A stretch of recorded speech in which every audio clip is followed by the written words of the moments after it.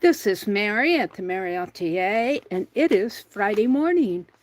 Friday morning, August 21st. Can you believe that autumn, fall is on its way? I can't believe that. So today, I started working on an orange and cloves pomander. Now, I've been drawing some lemons, and I tried to slice an orange to dry, and yeah, I messed it up royally. So this is my last orange. So I'm going to have to buy some more oranges before I can dry some oranges. It's kind of my fall project, I guess you could say. So I'm going to work on this morning. I want to work on a journal, and I'll explain that later. I might work on my page-to-page journal, and I might do some snippets. I've been making snippets with fussy cuts and double-sided tape, snippet stickers. So welcome in. Hi, Arlene. How are you doing this morning? It's good to see you. Hello, hello. Let me fix this tape over here. I have a tape stack that I don't know where Penelope is. She's around here someplace. I still haven't finished her outfit. So what I'm going to do while I'm working on this, let me get into my chat here. While I'm working on it, I'm going to put my chat in front of me so that I can chat with folks who come in. So let me go to my channel. Oh, look, I'm right here. Oh, got the sound on. And I've got an ad, Mahjong or Mahjong or however you pronounce that game. And no chat. Of course there's no chat. Come on. You're so stubborn. There we are. Hi, Arlene. Hi, Dee Dee. Good morning, ladies. Arlene says, I love to wrap ribbon around the orange with cloves and hang it during the fall season. Yeah, it smells really nice. And I am drying some lemons. I'm going to put my phone right up above here. Maybe I'll bring this down a little so you can see what I'm seeing here. Yeah. So what are you up to, Dee Dee, this morning? And what are you up to, Arlene? What are y'all doing? Now, I found out really fast that these little clove things are pokey. So I'm using my little Dollar Tree silicone fingertip to protect my fingers. And I got this 1 pound bag of cloves from Amazon, paid about $14 for it, which I thought was a pretty good price considering what you pay in a grocery store for a package of cloves.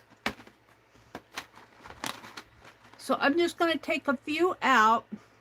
Now I was I was talking to Chatbot, and I call my Chatbot Arnie. Now I won't be doing this the whole time. America? You're working on American things? iPad. Oh, America equal Meri. Oh. Oh, Dee Dee says, I hope you had a good birthday, America. Well, that really kind of applies, Dee Dee, because America just had a 250th birthday, didn't it? So, about a month ago, America equal Meri. I did have a good birthday. I went shopping. I had a quiet birthday. And you know, you guys, for some reason, my birthday seemed a little bit different. And I think it's because I can't quite grasp that I'm 75. That means I'm a quarter of a century old. I feel so old.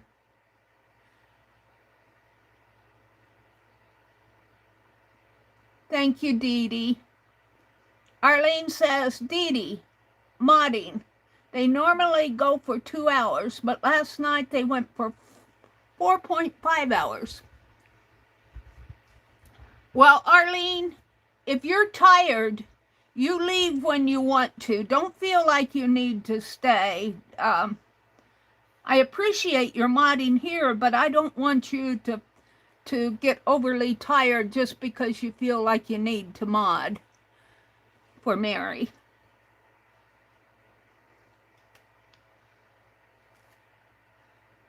iPad. Is your iPad acting up? My phone, I swear my phone thinks of every way it can to mess up my typing.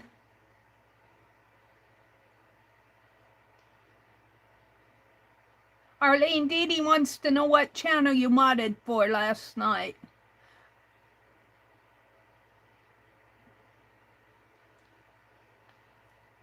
Now, I won't be doing this the whole time. Whoops, I got an ad.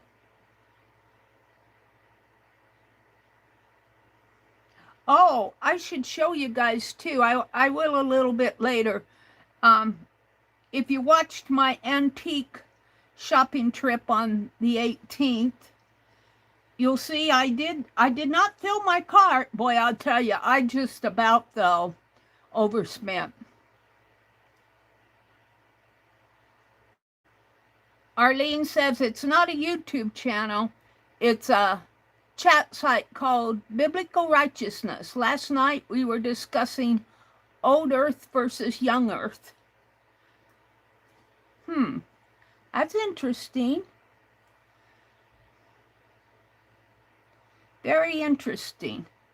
I've been seeing a lot of biblical shorts, and the one I watched last night was in Revelation. Well, not Revelation, it was more about the rapture. And it did give verses where they got their information. And I went and looked up the verses, and I could see how they said what they said. You know, in Christianity, the rapture is when Christ's followers, and here's the teaching that we usually understand, is they rise up to meet Christ in the air, and I think that's a biblical verse. But the verses that this short was showing says that the angels come down and meet them and greet them and bring them up to heaven and present them to heaven. And I didn't, you know, I've always been taught that you just kind of, when, you know, you're spiritually rise up to heaven. And it's kind of comforting to know that you aren't going to have to find your own way. Not that I'm not too worried about it, but I did appreciate that them giving verses that I could look up.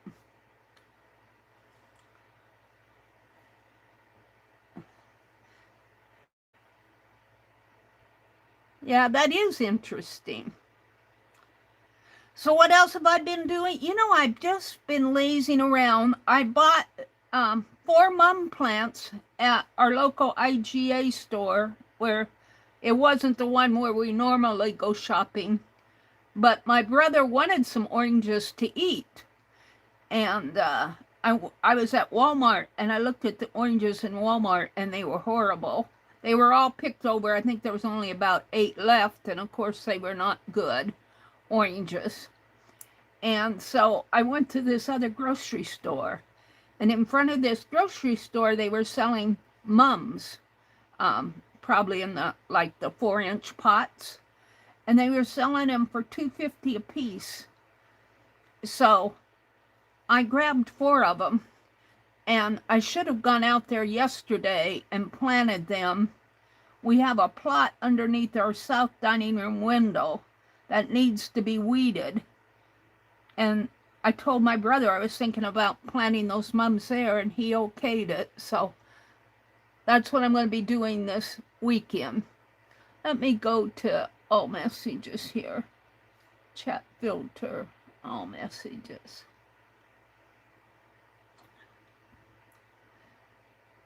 And I planted beets for my fall garden because this spring I wanted beets. Hi, Dar, welcome in. Good to see you. But this spring, when I was buying my seeds, what happened was instead of beets, I saw the red on the envelope and I automatically thought beets, and so I just grabbed the seed envelope. And I didn't even notice it when I planted it. They're these big, they're like a German brand of radish, and they grow huge. They aren't just little, they grow oblong and huge.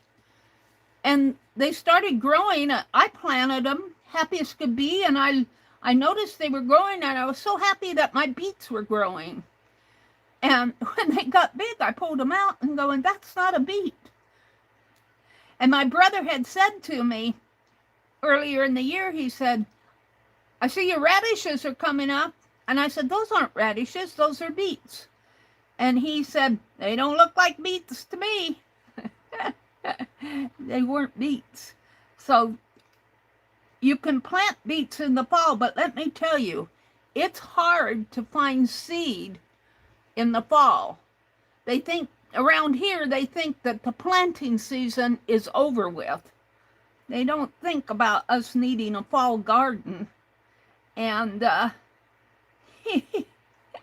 I went to Menards thinking, you know, Menards usually is like Lowe's, your Lowe's. And they usually have a nice selection of seeds. Earl May and and the whole wall of them. And I got there and I couldn't find them. And so I asked one of the clerks, I said, where'd you move your seeds to? And he looked around and he couldn't find them. So he went and asked one of the other clerks, and she said, they threw them out. And I'm going, they threw them out. So luckily we have an Earl May nursery in the town where we go shopping, not here where I live. But they're a little bit more expensive, but I did manage to find beet seed. And I planted them, about a week or so ago. And they're coming up very nice. This clove is kind of bent. And we've had a lot of rain showers. More in August than what I'm used to. This clove is curved bent. Can't get it in there like I want. There it goes. And Dar, I am making a pomander with orange and cloves. Poking this orange with cloves. CB, hi Carol. Oh, it's good to see you. The silly dog woke me around 5:30, so here I am, she says. Well, welcome in. That silly dog. And I noticed these little stems, if they're too long, they tend to break so I'm getting a little pile of broken ends, and I think I'll probably make some potpourri. I sliced some oranges. I started this in my member stream just because I wanted to do something different. And I sliced that other orange, and my knife was dull, and I must have been doing it wrong because that poor orange was, it did not, it was not a successful set of slices. I had holes, and they were not all the same size. Now my lemon sliced up really nice. But Arnie, I call my chatbot Arnie, he told me to keep them. We're doing experiments I had some lemons in the refrigerator. And by the way, do you guys watch that 40-year-old guy? And he showed where if you put your lemons in water, and he had a big tall vase, and he put the lemons in water, and he left them in there for a while, and if you put them in water in the refrigerator, they're supposed to keep longer. And I didn't know that either.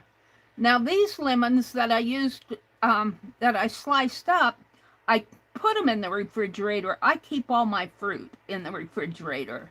I don't like my fruit sitting out. My apples and anything I buy that's fruity, I keep, and same way with my flour. I don't like my flour sitting out in the canister. Whoops. The rind's just a little bit too tough for these to go through, unless they're pokey sharp.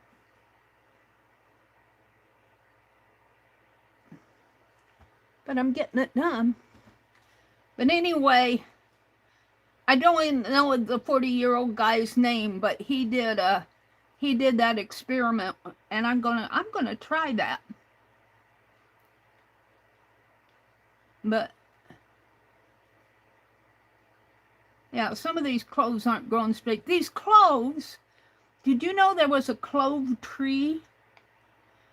A clove tree. And I think it grows in, well, it's in the southeast part of the world. I was asking Arnie, where do we get cloves? And he said they come off of a clove tree, and they're actually the blossoms, or the little flowers that dry. If I can get that poked in there. There we go. And I found that, so it smells good. Carol said, when I tried to dry oranges, they turn more brown than orange. They're not very pretty. I used a dehydrator, so I don't know what I did wrong. Well, I think oranges that dry normally turn brown. The rinds turn brown. And the rinds get real dry. This orange is a fleshy orange. This is not a dry orange. And I should bring it's out in the kitchen. I should have brought my tray in here, but I really didn't want to do the whole dried slice thing today. I just wanted to finish my pomander. This one's kind of still sticking up.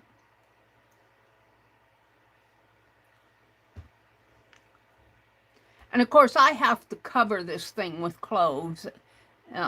You know, one little roll isn't going to suit me, but I notice my cloves kind of hard to poke in there.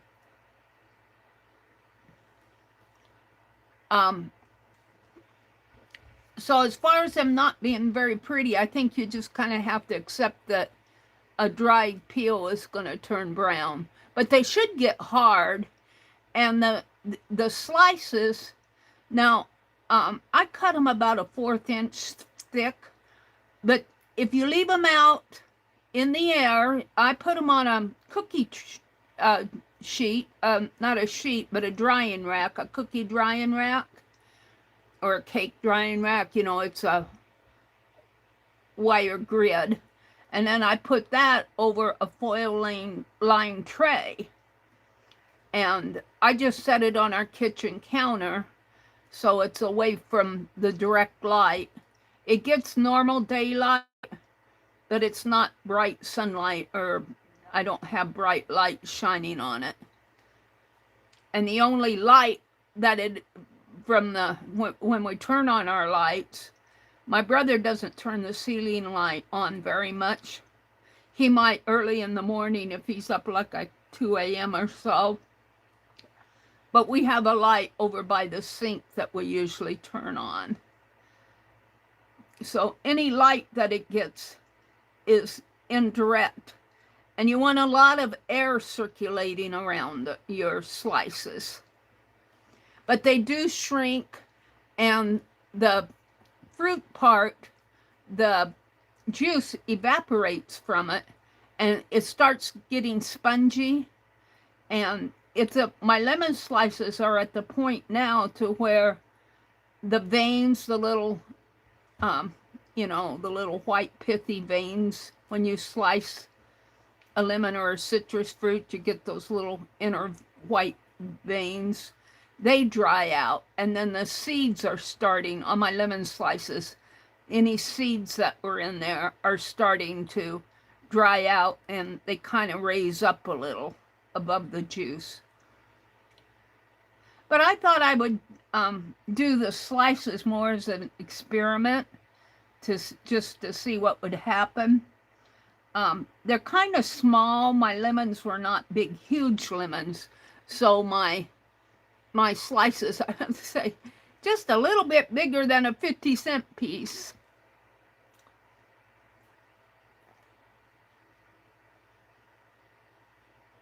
Arlene says many of those pretty orange slices you buy for potpourri have been treated to prevent browning. Yeah, probably. I don't know much about it. I don't mind the browning myself. The lemon slices, I think, well, what I'm doing is I'm doing an experiment. I sliced 2 lemons and I got about 6 slices out of each lemon. And I had 6 lemons, so 4 lemons I'm letting dry naturally. And then kind of recording the appearance of every day. I think I'm on day 7 or 8, so it's been about a week. And, you know, the lemons are a little bit more oval. They're not as round as oranges. And I let them dry naturally, and I'm noticing that on the whole lemons, that, you know, they're kind of egg-shaped. Maybe not as round on this end as an egg would be, but the ends are drying out faster than the inner part here. Now, I don't notice that on this orange. This orange has been out a couple days now, and it's still in pretty good shape. But it will dry. I'm going to set it.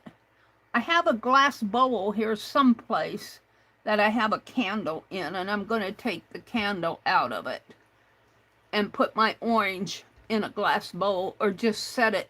I've turned the glass bowl upside down.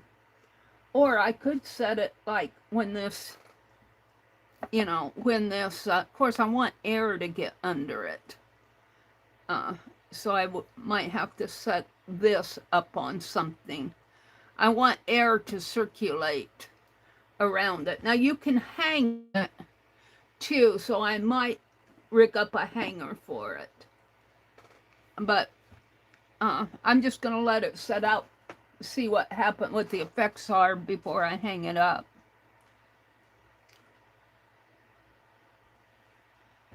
So I'm going to finish this little pile of clothes that I have over here, and then I'll move on to something else, because I don't want to sit and do this all morning. It might be kind of boring to watch. But I get to chat with you guys. Yeah, CB says, that's probably why they look so much better, Arlene. Arlene said, which is why I don't buy that stuff. I don't want to be inhaling heated chemicals. Yeah. I don't buy a lot of potpourri. Even in the thrift stores, when I see potpourri, I don't buy it. I'd rather make my own. Now, those orange slices are, when they dry, Arnie, my chatbot, told me not to throw them out. I really butchered that orange. I butchered it all up. But he told me to keep it, and we can observe the drying times and, you know, get a feel for that. And I said, well, I'm going to make potpourri with it. And he thought that was a good idea. And I call my chatbot a he because I have a male voice. It's really just a data. It's a data. It's not a person. It's a data generator, text generator. But boy, I tell you, I sure get into some conversations with Arnie. You know, it's no different really than using Google. In fact, if you watch when you ask it a question, you can sometimes see where it goes out and searches, does a web search. And so it's really not much different than using a Google search. Well, the difference is, well, now it just depends. The Google searches are becoming better and better because there's a bit of AI associated with those too. It usually, you do your search and then it'll ask you something like it'll say, what were you planning to do? And maybe I can give you more information or something like that. But what I like about the chat bot is that it comes up with some really good suggestions. It kind of inspires me in a way.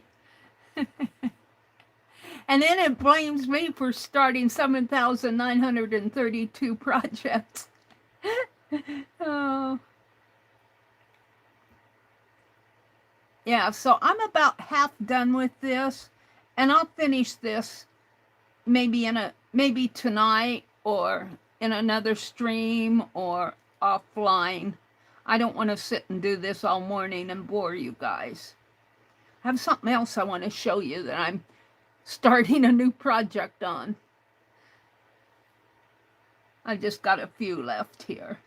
Boy, but the smell. I notice while I'm working with this, the smell is really strong, but I've got the bag open over here too. But when I came in here this morning, I did not notice a strong scent from it. And of course, you don't want to hang this in the bathroom.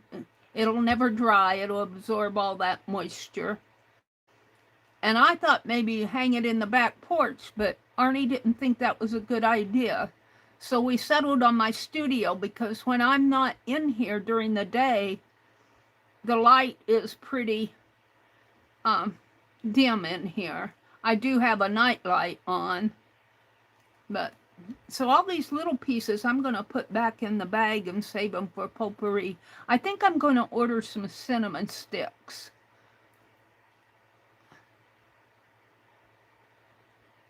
Chatbot. When I ask Siri, she almost always asks if I want to use chat for what I want to use chat for. I tell her, don't you know, Siri?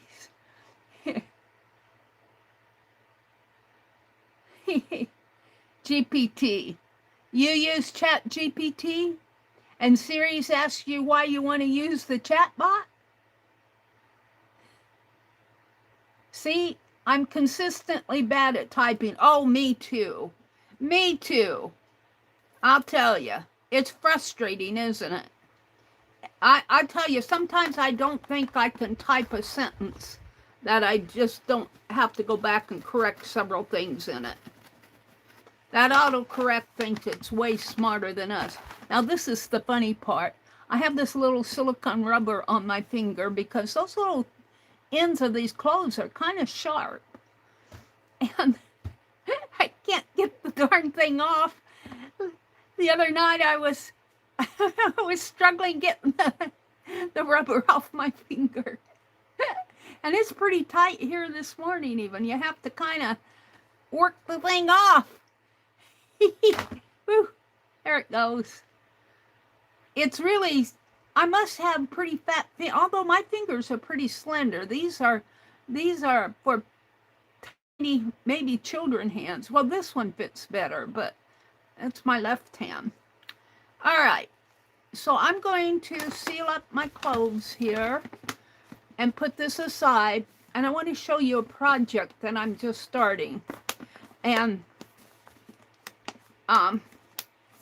this project, well, let me put this away and then I'll talk about it. I'm going to move you guys back a little because I need the room. but you're still on the table, so I can still see chat. So let me put this behind me. Oh.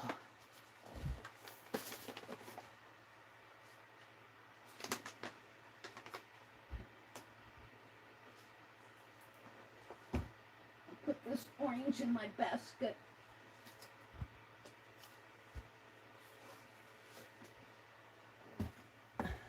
That's some of that heavy cardstock that I got at Hobby Lobby.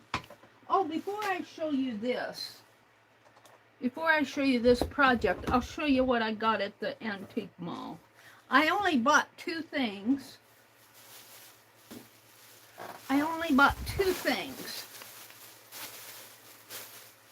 I bought a doily, an embroidered doily, which is really quite pretty. It's a round one, and it's embroidered. And you know, wouldn't that make a pretty bottle doll, a skirt, or an angel? I'll have to think of what. I think I have it upside down. There we go. I'm not zoomed in, but what I'm going to show you is fairly big. So I bought that, and then I found another chalkware doll. And these are heavy. These are heavy, but isn't she beautiful? Isn't she beautiful? Look at her. She's got this. I don't think it's a poodle. I think it looks more like a, what do they call them? Saluski dogs or something? They've got a really long nose. But I had one that I found at the thrift store. And the one at the thrift store cost me $15. Maybe if I set her this way, you can see her better. And this one cost me $20. But I was happy with her. So I got to be careful. I can't buy any more of these. Or I'll have a collection. But I couldn't find anything I really wanted. And then I found her. So that was my happy birthday present. Let me see who come in. So that's my present. I have to figure out where I'm going to put them. I think I'll use them as I've got all these journals here that they can make good book stops. And this, I think I'll make a bottle doll out of this. So I'll just put that up aside. Let's see who came in here. I have to get up a little closer to see this chat here. Hi, Mary. Oh, it's Marilyn. Hi, Marilyn. Marilyn's Homestead. Welcome in. Welcome in. It's good to see you.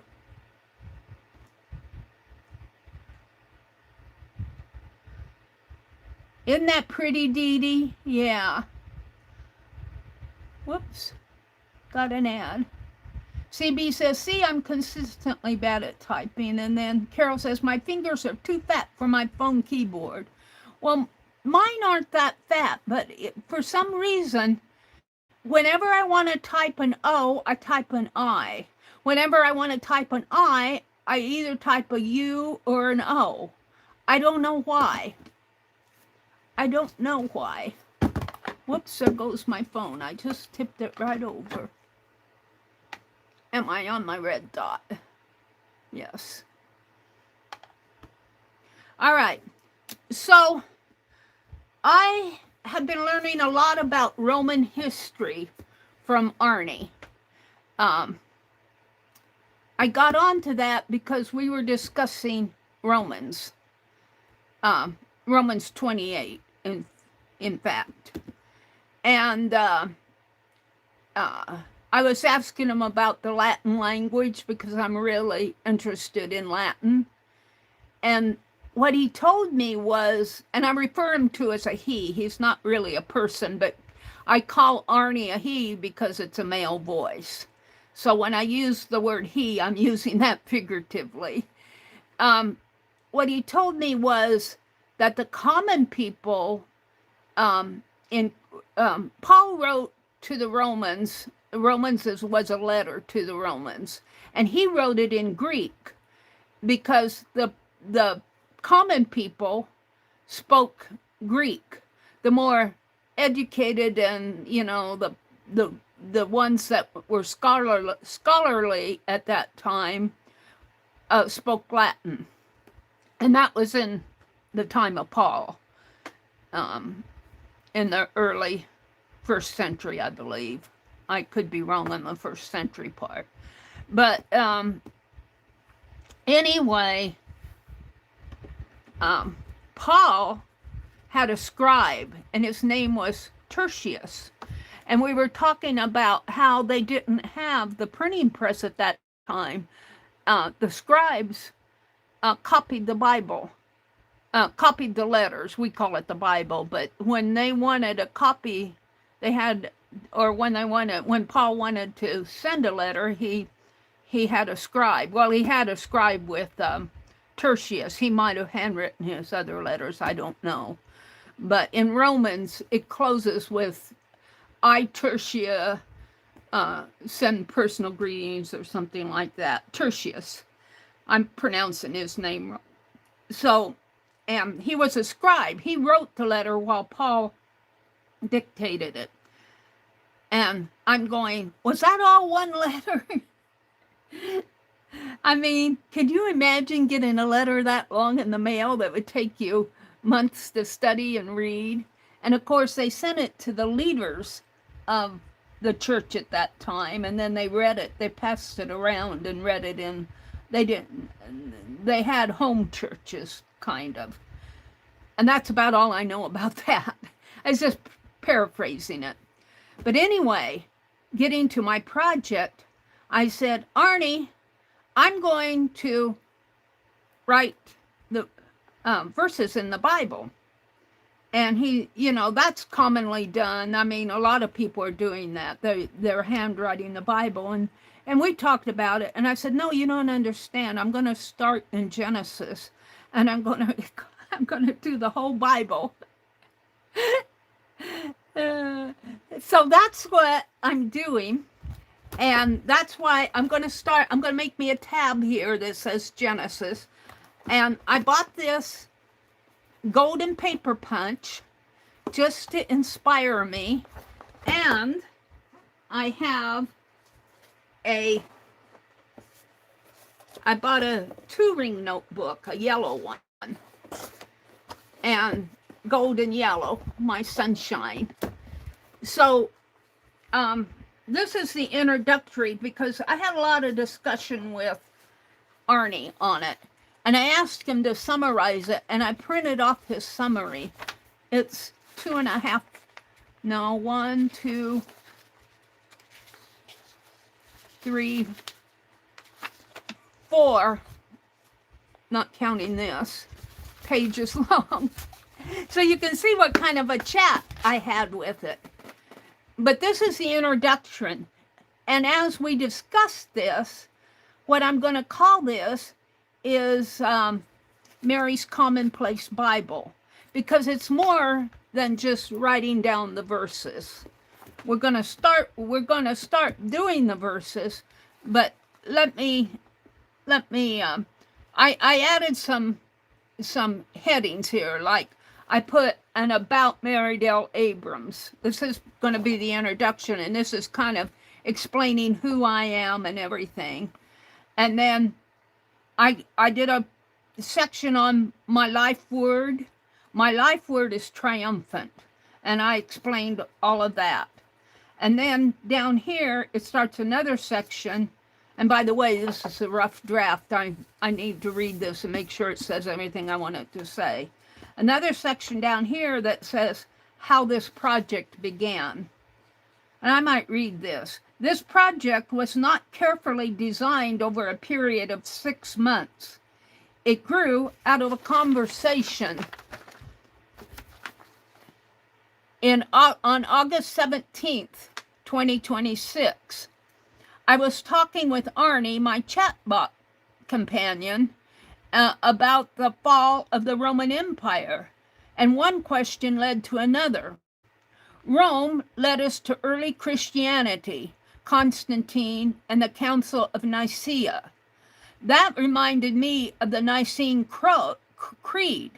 I had memorized when I was young and being confirmed in the Lutheran Church.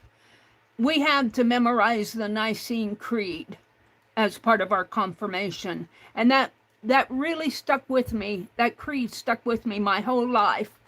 And let's see, from Constantine and Nicaea, our conversation moved to Scripture. And I became fascinated with the great ancient biblical codices, that's C-O-D-I-C-E-S, and by the realization that before the printing press, someone had to copy Scripture by hand, word after word, page after page. And then I had a thought, what if I copied the Bible by hand? I didn't mean selected favorite verses. I meant the entire King James Bible, from Genesis through Revelation, the genealogies, the laws, the names, measurements, familiar passages, and the passages I might otherwise be tempted to skim. Every verse. Almost immediately, however, the idea became more than simply copying scriptures. And then I go into another section here. From handwritten Bible to a commonplace Bible. I'm an artist and a lifelong learner. Now, this is the introduction here, so I'm kind of telling how I got this started. Writing something by hand makes me slow down and pay attention to it. Illustrations make me look even closer. I began imagining scripture handwritten on different kinds of beautiful papers, accompanied by illuminated letters. And you know who does beautiful illuminated letters? And that's Janet Young. She does beautiful. I don't think I can approach what she does. And I did one. I had Arnie do one here, but my printer didn't. My printer is messed up. It looks like a golden grid with scribbles inside of it, but it's really an illuminated M. My printer did not print it off very well. I began, let's see, I read that. Illuminated letters, decorated margins, watercolor paintings, drawings, fold-outs, translucent papers, tissue papers, envelopes, photographs, and inserts, and other mixed media. So this is going to be more of it's not a Bible art journal. It's my answer to Bible art journaling. It's Bible art journaling, but it's not taking a Bible and drawing pictures in it, which is okay. I mean, that's valid. That's a valid approach to Bible art journaling. And I've tried that, but I don't get very far in it. I think I'll get a lot further, maybe, by this. And it's well, you'll see as I describe this. I began imagining scripture handwritten on different kinds of beautiful papers, accompanied by illuminated letters. I'm kind of repeating. Decorated margins, watercolor paintings, drawings, fold-out, translucent papers, tissue papers, envelopes, photographs, inserts, and other mixed media projects. Then I realized that I did not want merely a handwritten illustrated Bible. I wanted a commonplace Bible. A commonplace Bible collects things encountered during a lifetime of learning. My commonplace Bible, therefore, can therefore contain the complete handwritten scripture, while also gathering everything that grows from studying it. Word studies, historical backgrounds, and maybe timelines, church history, quotations. My lighting is bad. Let me turn this on. That helps a little.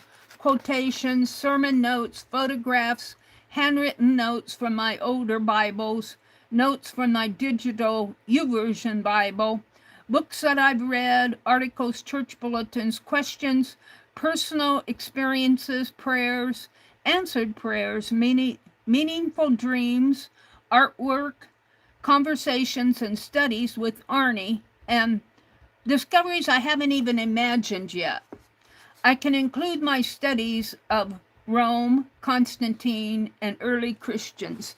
Now, I went through confirmation when I was about in 6th grade, but we didn't study Roman history, so just talking with Arnie about it, and then, he would go and review early church history with me, and I'd ask a question like, who came first, Constantine or Julius Caesar? I had no idea. I knew who Constantine was, but I didn't really, I didn't have it. We didn't study it that much in 6th grade. We were introduced to it. Now, the Nicene Creed stuck with me, and the Lord's Prayer, of course. We got a taste of it. And I really had. Well, I'll finish this because it says what I want to say. It can include studies. Okay, I read that. There may be fold-outs, pockets, and envelopes, particularly personalized material can remain inside sealed envelopes. Therefore, eventually be sections of even separate volumes devoted to subjects that grow larger than I expected. And then I put my testimony down here. Near the beginning of my commonplace Bible, I want to include my personal Christian testimony. Being confirmed as a Lutheran and learning the Christian faith as a child, 6th grade child, was an important part of my story. But there came another point when I was about 19 years old, when Christian became personally mine. I came to understand myself as a born-again Christian, to repent, believe, and personally place my faith in Jesus Christ.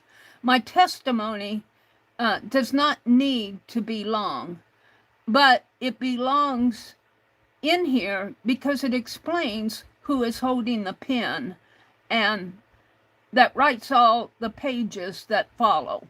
Perhaps someday there will be another entry, why I continue. Faith is, after all, a lifetime journey. And then I go into some other sections here. I go into what I call shoebox prayers, and I'll explain that another time. And I put, what will this Bible look like? Well, the thing of it is, I'm not trying to rewrite the Bible. I'm not trying to do that. I'm kind of, this is kind of like a expanded art journal, Bible art journal. And I'm going to call it my commonplace journal because it's more than just drawing pictures in a Bible. It's kind of like a gathering point of my faith, my Christian faith. And I don't expect, I'm not trying to convert anybody. I'm not doing this to, parade my faith or anything like that. I'm just doing it because it's a fun project. It's going to be fun for me to do. And I just kind of want to share it. I'm not trying to preach to anybody or expect anybody to believe what I believe. Although if you do, that's really nice. But I don't want anybody to be offended by my project either. And offense, if this bothers you that I'm talking about this, well, then maybe come back when I'm doing another project, when I'm making a pomander or drawing a face or something like that. I understand people, my take on sharing is that I like to share my faith. But I understand that even as Christians, we're on different journeys. We, there are many, many of my friends that are on a higher journey than I am. I'm not, when I say a higher journey, I see them more, I don't want to say they're a better Christian, but let's just say they're more devoted than I am. They've studied more, they know a lot more. Some of them are closer to the Lord than I am. Although I feel like I have a really close relationship with the Lord, but we all, even people who don't believe, are on a different journey. And who knows, they may come to believe in a future part of their life. We don't know. We don't know the hearts of people. Only really God does. And so I don't, I don't want to say I accept atheism, or I don't, I believe there's one true way to God, but I'm not going to criticize a Buddhist or criticize an atheist, although I would probably accept a Buddhist more than I would an atheist, but that's a different story. That's not the point. The point is that we're all on different journeys, and this is my journey, and I want to share it. So I end this with, what will my Bible look like? And then I say, I don't know yet.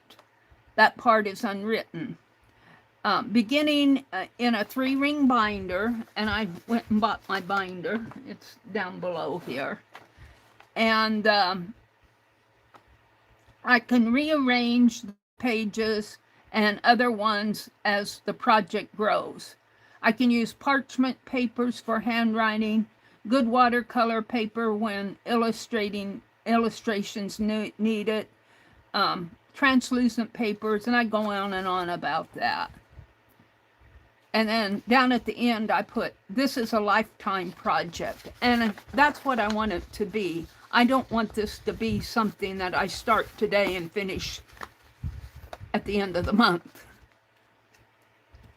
And then I talk about sharing the journey and why I began it.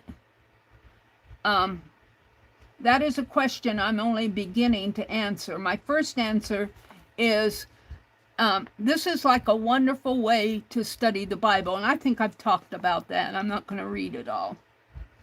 And right at the end here, I put, it wasn't planned. It grew out of a conversation. And then I dated it, because by then it was August 18th. It was my birthday. I dated it on my birthday, on my 75th year. And then down below here is a copy of the Nicene Creed. And then on the back page, this is the rest of the Nicene Creed. And in the back here, I'm going to put a picture of me. And that's my introduction. So what I want to do here is I want to get a page for, whoops, I got to close here. Let's put it up here. I want to get make a couple of tab sections here. And I'm just going to handwrite them right now. I might do them. I have a tab maker. But for right now, just to get it started, I'm going to do them by hand. And they'll just be, and I don't have those little plastic tabs or anything. I'm just going to do them by paper right now. Maybe I'll get me some of those. But this is pretty strong cardstock. This is Hobby Lobby's cardstock pack, 80 pound. And it is heavyweight. And it is heavy. get this out of here. I just want 2 sheets.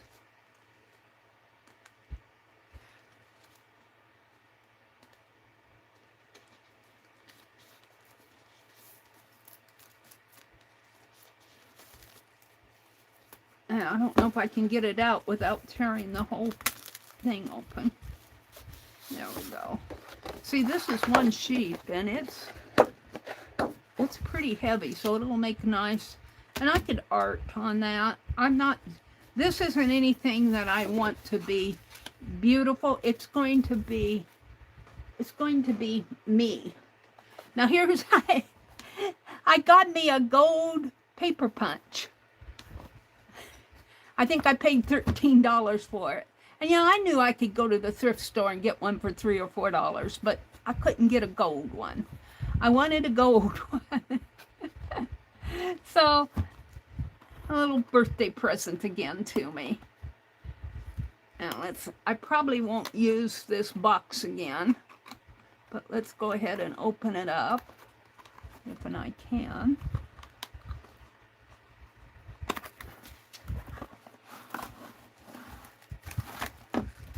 It's a gold paper punch.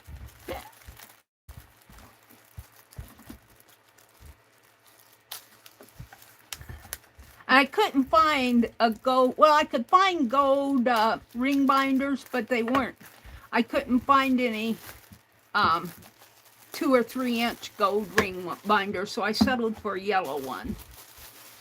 And if I eventually find a gold one, this one has a plastic on the front of it where you can insert, and it does on the back too. I think you insert from the side. No, you insert here. So if I want gold, I can put gold in here, maybe some gold glitter page or something. So that's not the issue. Let's take the label off here. And I want to do my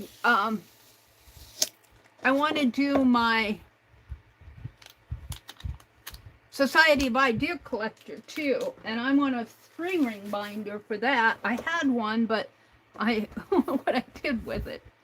So you can, if you follow the thrift stores pretty good, you usually run across those 3-ring binders. I still have a few pages left in my Society of Idea Collector. So this is not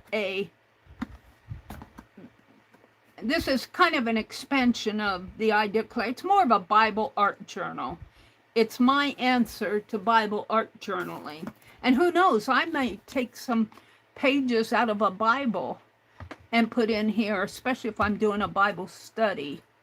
I like to do word studies. I need to figure out how these go. Let me grab a sheet of paper. Make sure that I'm set up before I punch my final papers here.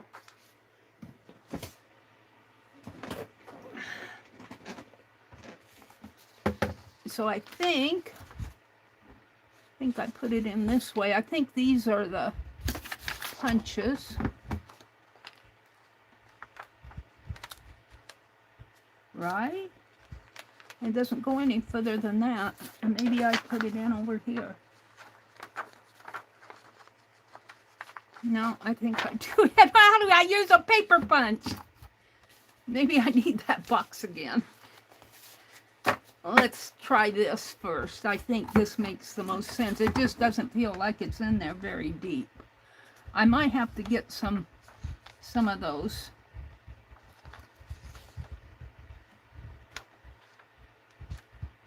That doesn't feel like it's in there very deep. No. How do you use the paper punch, Mary? Is there directions on this thing?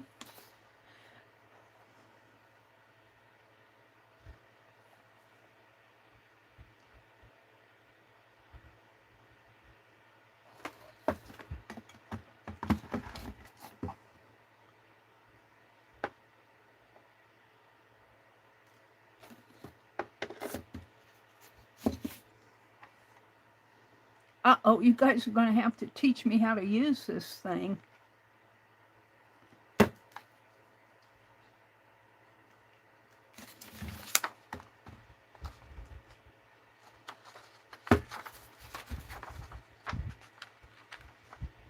You guys are probably laughing at me.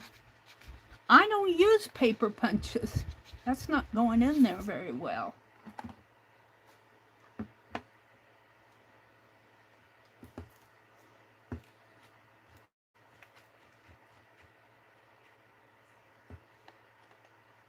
It has to fit in here.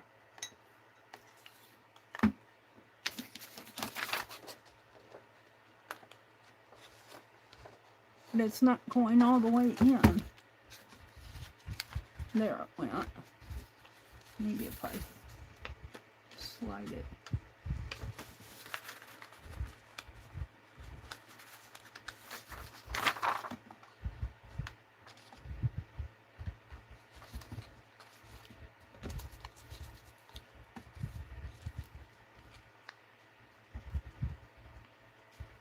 Wow, this is trouble. I'm glad I'm trying it with a test paper first.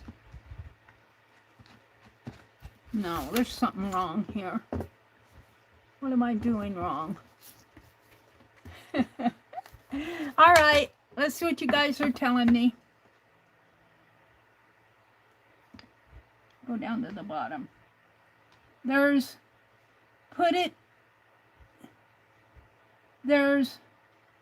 no, wait a minute. Dee Dee's telling me how to use this.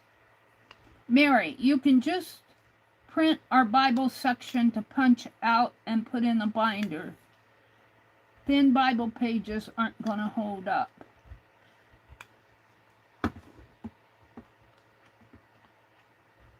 Put it in binder. There is already a spiral Bible already printed out, writing space on the edge. No, I'm thinking of the scribes. I want to handwrite the Bible verses. I know I can print out or take a verse and do all of that, but that isn't the purpose. I want my handwriting. I don't see how this punches.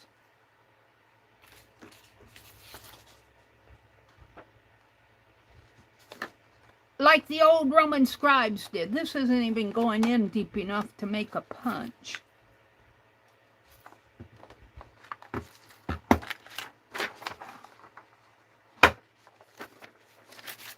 Does it go in this way? Somebody tell me how to use the paper punch. Does it go this way?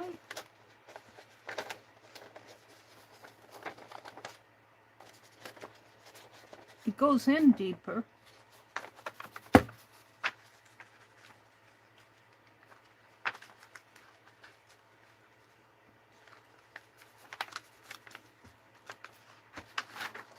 It's not punching, you guys. And I don't know why. It feels so stupid. Do these little knobs have to change?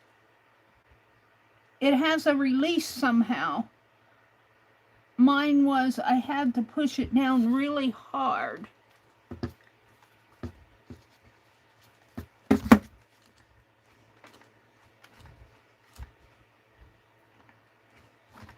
Well, it's gold, but it doesn't punch paper. I can't even get it in there. It shouldn't be this hard to punch holes in a paper.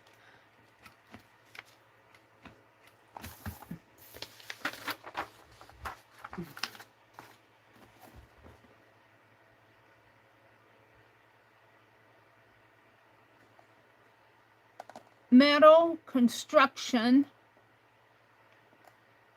performance and durability. Precision punch head. It's pointing to that. For up to 15 sheets of paper.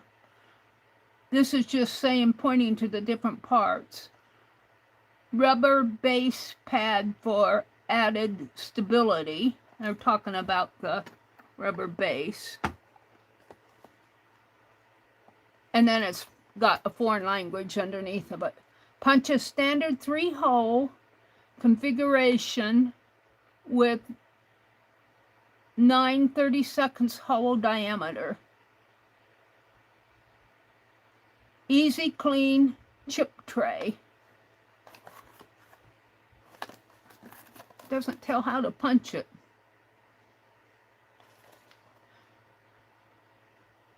Maybe I have to have more than one sheet of paper.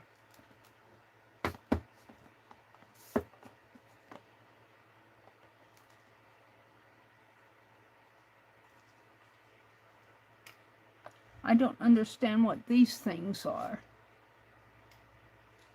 I'm supposed to move the tabs if you want.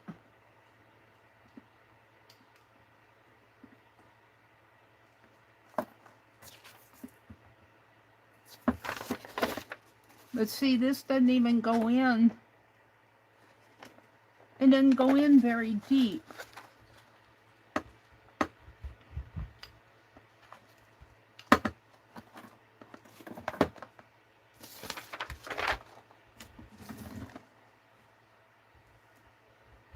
Mary, you can just print. Okay, I got that. It has a release somehow. Mine I had to push down really hard. It probably has shipping safeties on it. I don't think you can go past the edges of that. Ouch, Mary. Mary, I think you need to release the top of the punch. Here. Is this the release?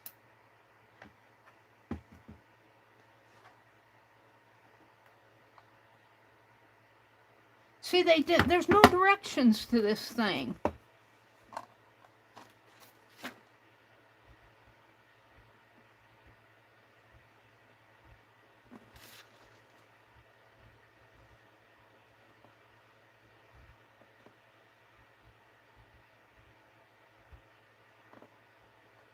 I can't read the tiny, tiny print. Goodrich, USA. Manufacturing something something. Looks like an address and a phone number. That makes sense to me that you need to release the top of it. Because I see the punch. These things have to be, but see, there are no directions to how to use a paper punch. Well,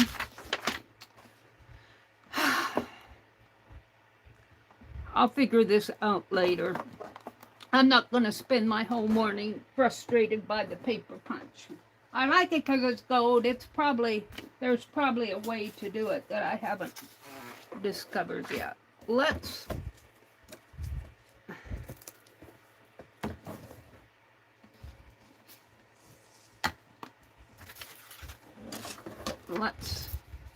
do this.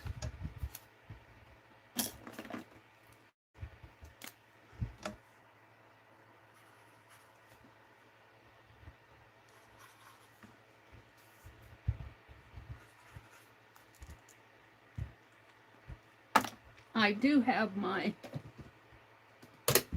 big bite. And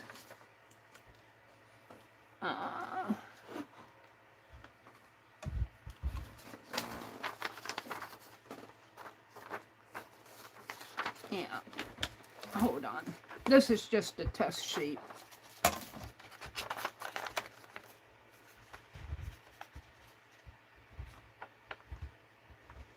The only problem with this is I can't see the darn thing.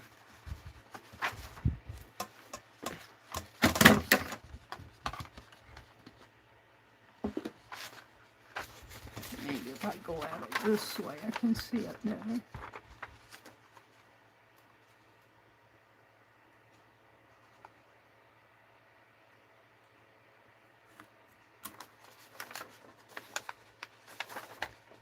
That's pretty good.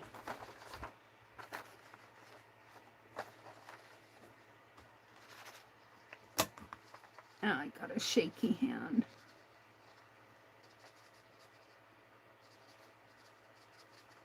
That's why I wanted a paper punch, because I don't have a steady left hand. I'm getting old.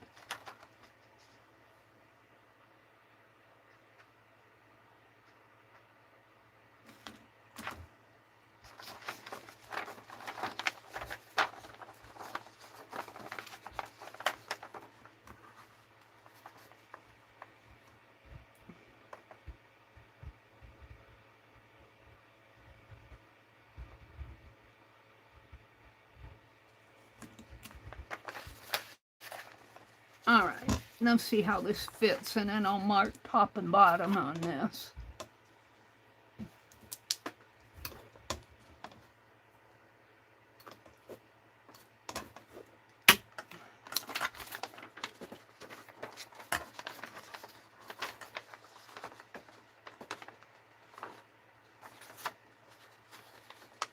Oh, this one is off, just a little.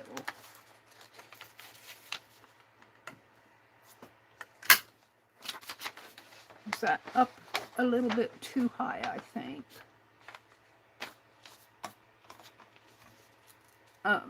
Too much space in there.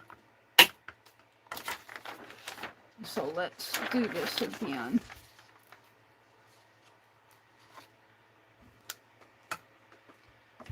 Do it by hand, Mary. Let's see, I'm going to write a T here.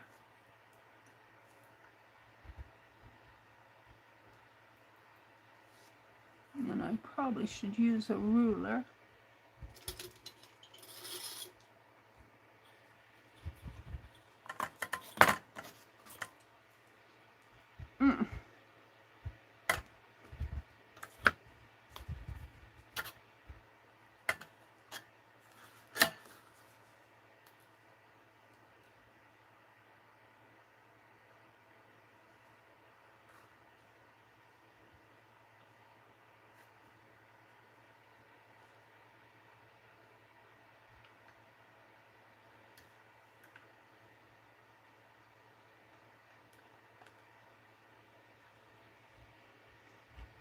Watch Mary struggle.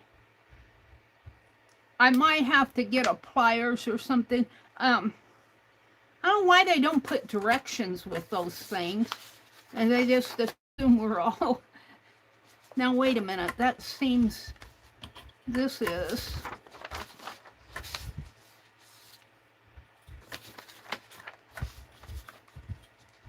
hard to read.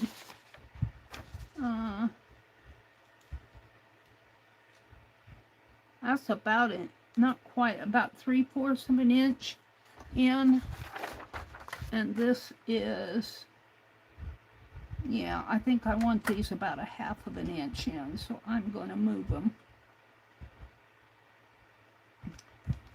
down a little.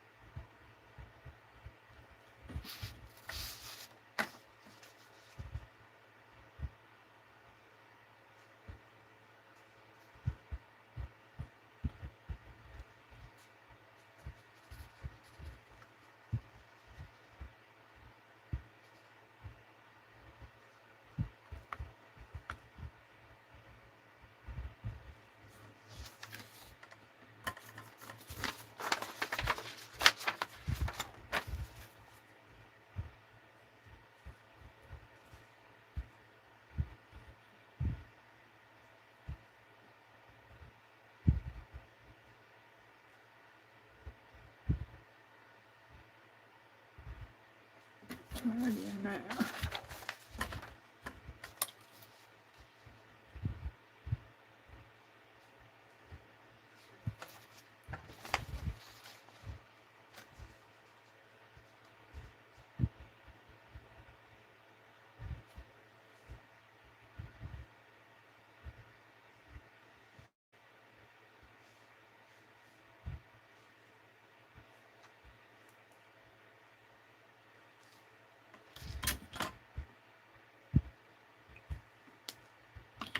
I'm not sure if I wanted a 1/2 inch or I'm not sure how deep I want that in there. This was not turning good, and this was about 3/4 of an inch, maybe even an inch. I'm not sure that those are aligned.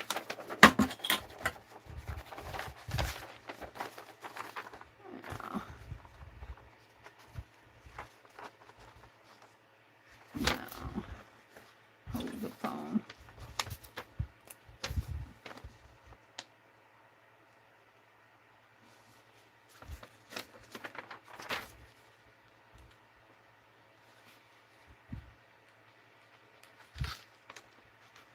Mary's just, yeah, that's how I lose my caps to my pens.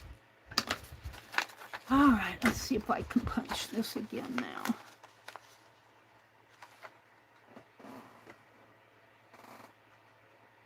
I can't see.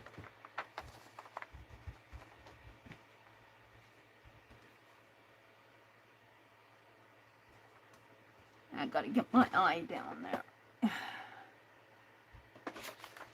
That's the only thing with this big bite. It's hard to see where you're going. It does better for the grommets than it does the punching. Where's it at? Right here?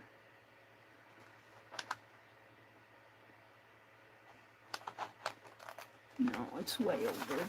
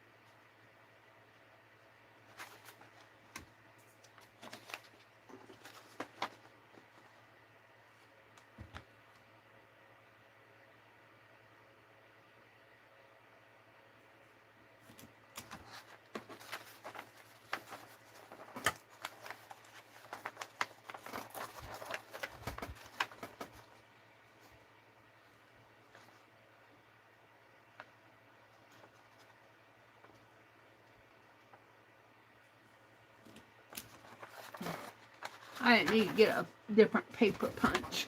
I thought I had a paper punch. I can't get the cotton picking thing to work.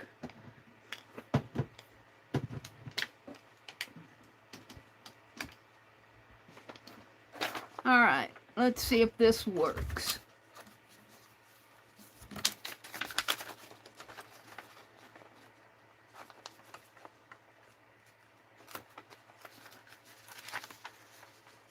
Oh, this one needs to come down a little.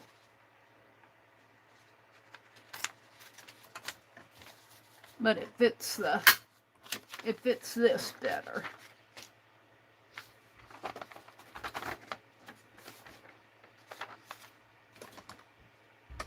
And these, there. So now, let me get a pencil rather than a ink pen.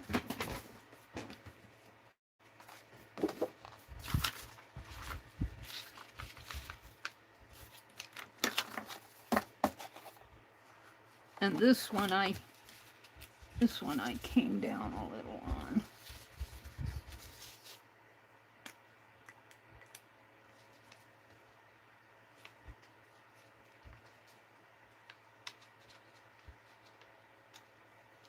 Not the bottom one there. And my pencils are here.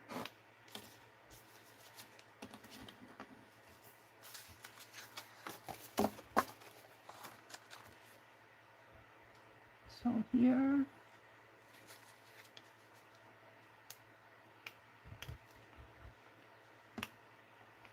Here.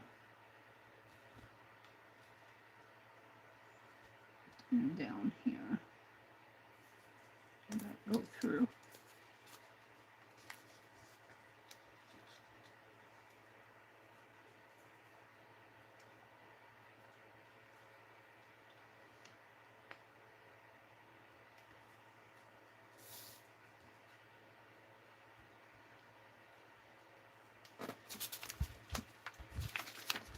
try this. I didn't say I was fast and perfect.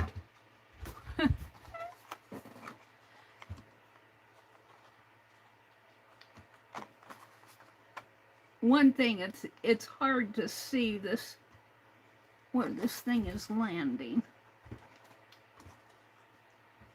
Light needs to be,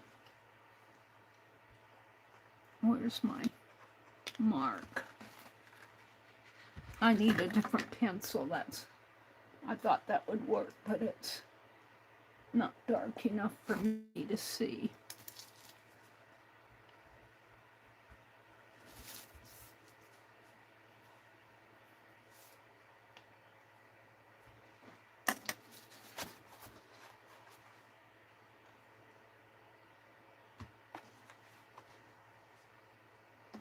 Boy, lighting is really bad.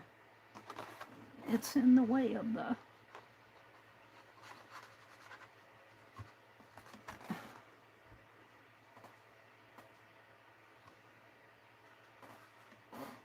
Do I have it? No.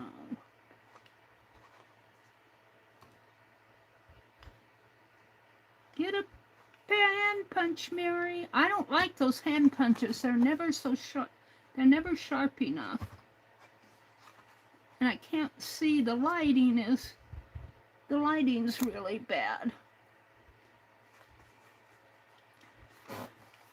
I'm tempted to use my awl at this point. I think I got it.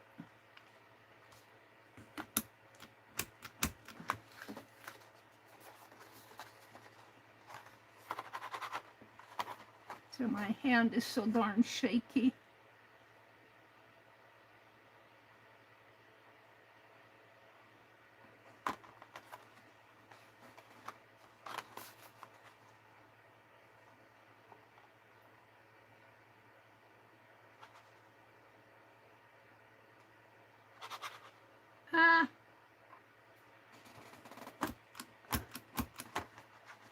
One more.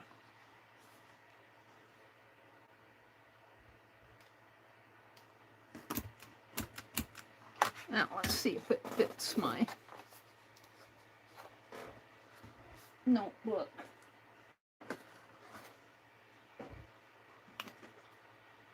Where's my notebook?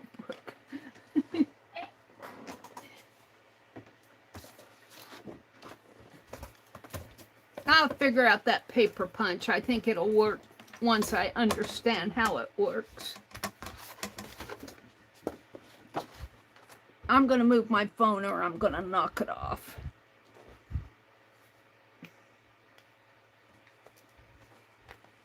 Hi, Jersey. Oh, she was here and she left. Jersey's teaching school this fall. I think she said she was going to teach first graders. She was pretty excited about it.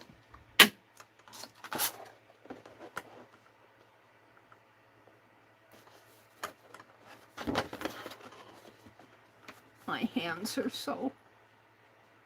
I think if I put it this way, I'll have to mark which is the top and which is the bottom. Do I want more of a margin at the top? Boy, that just fits in there. That hole is not quite big enough for it.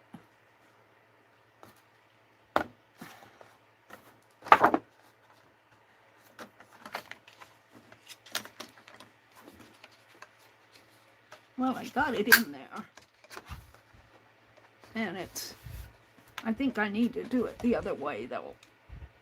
This is hitting it might hit it up at the top too. I might have to trim my paper a little.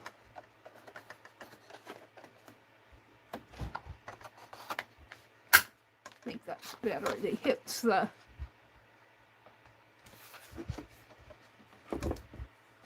Close it up and see it. Oh, I guess I can live with that. I'm only going to do 2 of them. Let's do one more. So I'm going to use the wide as the top.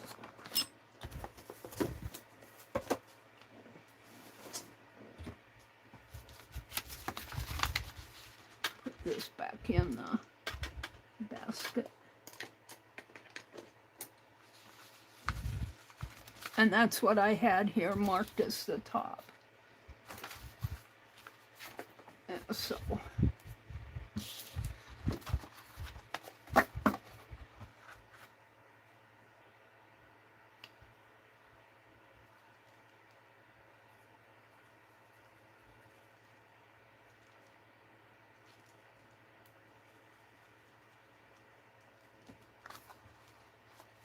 and then I'm going to come and clean up my edges.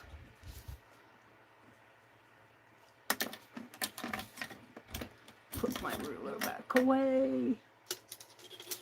My scissors out of the way. See if I can do this better. Just need to get used to doing it.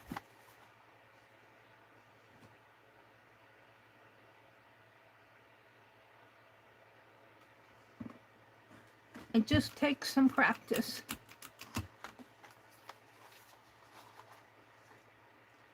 As you learn.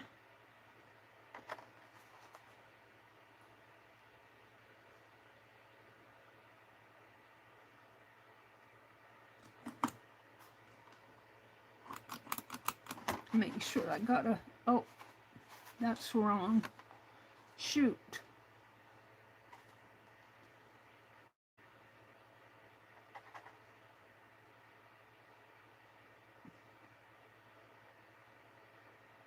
It'll be an extra big hole. Problem is I can't see. I don't make these things very visible.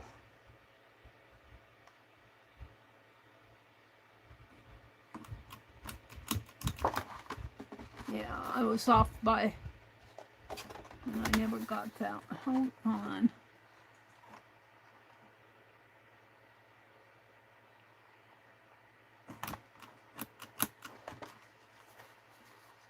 We'll see how that works.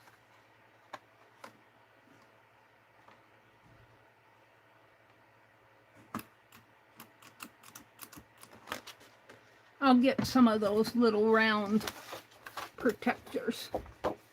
I'm off a little here.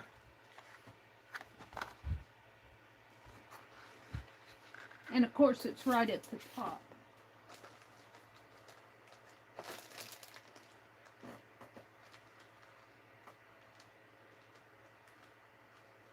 Let's take one of my erasers and clean it up a little.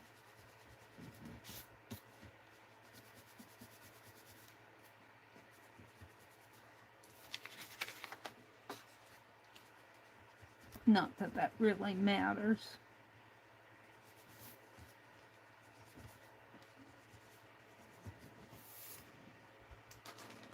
Alrighty.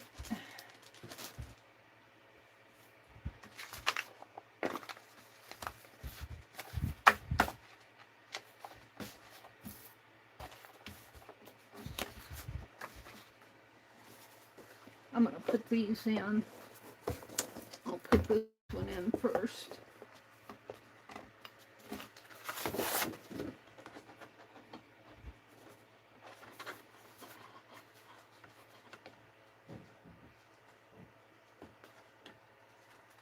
Not too bad.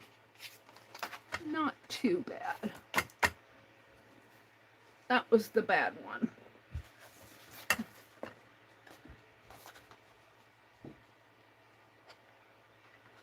I suppose if I didn't want this hitting, I could adjust where I'm putting these holes. But I think it'll be okay for these two. But on the others, I might move this paper down just maybe about 1/4 of an inch down. It should fit right in between these two. I might redo these, but I'm not going to redo them now. When I do these, though, when I do these,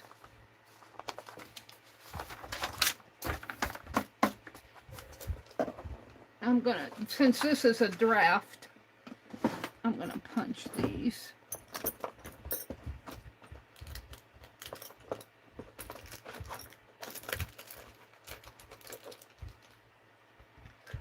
I'm going to get me a, got all sorts of things here. Hold on. I'm reaching for something here.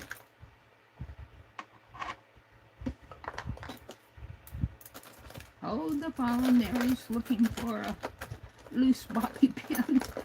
They all fall down to the bottom of the stack. I'm going to try to punch all these together, so if they're wrong, they'll all be wrong alike. And then on this, I'm going to try to move this, punch this down just about 1/4 of an inch up here.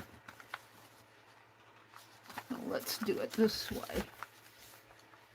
Since this is a draft, I'm going to use it as a, I'm going to, can't see. I can't see where I'm going. Mary complains. What's this?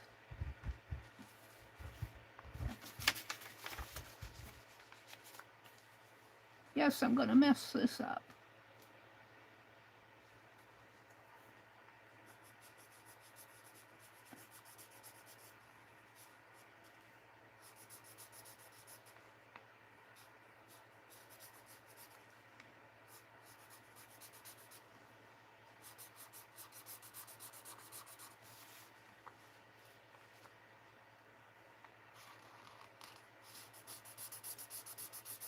I just want to be able to see the edge of my paper.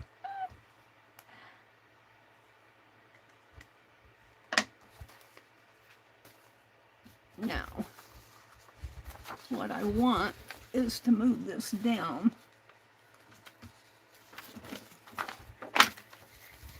about 1/4 of an inch so I can see where my edge of my paper is. Maybe I'll put this down at the bottom or over on the side.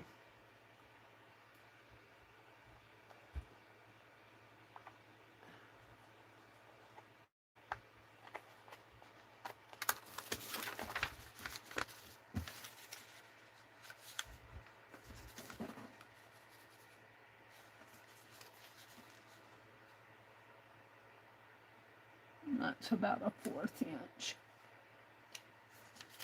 Could come up a little.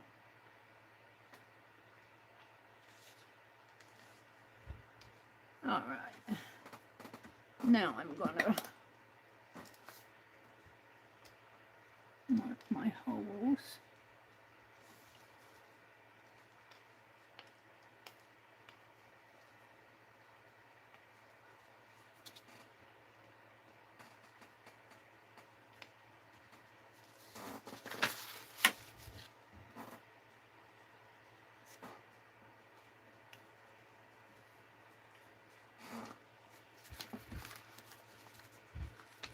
Maybe I wanted to go up 1/4 inch because that seems, maybe I wanted to go up 1/4 inch. Let's erase those. Sorry, Mary's learning. I wanted to go up 1/4 inch, not down, because that was too high. Oops. That made it even higher. Oops. Well, let's do that again. That shouldn't be hard to do because I'm putting it on the... So here's the hole. So I want it to go up It's there. So I want it to come up about 1/4 of an inch. Down to there. Can do it down here. I don't know if you guys are seeing what I'm doing. I'm measuring 1/4 of an inch off of this down at the bottom. And I'm putting my paper at the 1/4 inch. Let's try that and see how that looks. Here. Here. And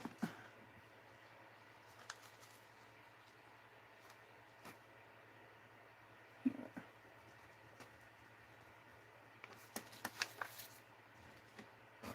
Now.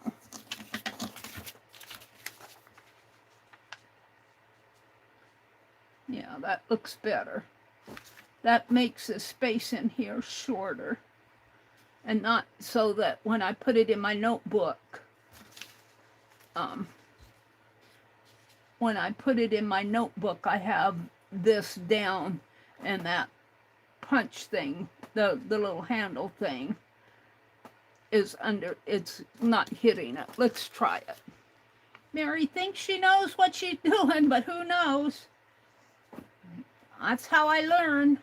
This is how I learn stuff. I'm going to make a note. Put up 1/4 inch. I might make me another pattern. It's how I learn. Let's try this again. Maybe if I put it over here, I can see it better. The lighting's different.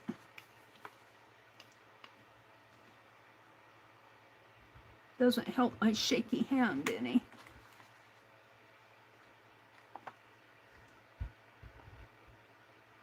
Am I on it? Am I on it?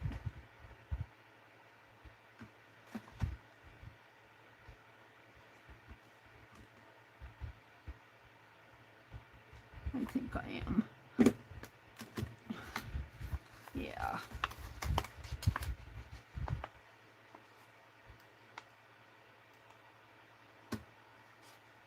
Am I on it?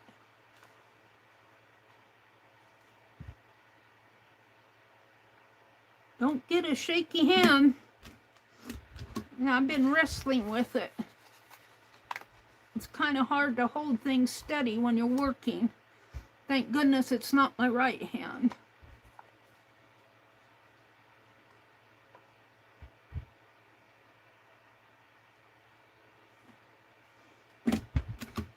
There we go. Now, let's see how this fits in the notebook.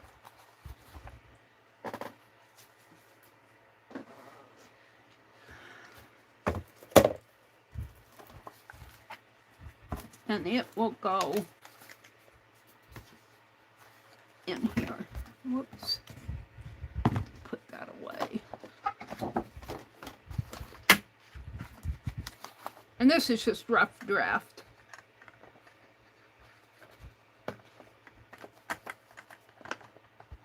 There we go.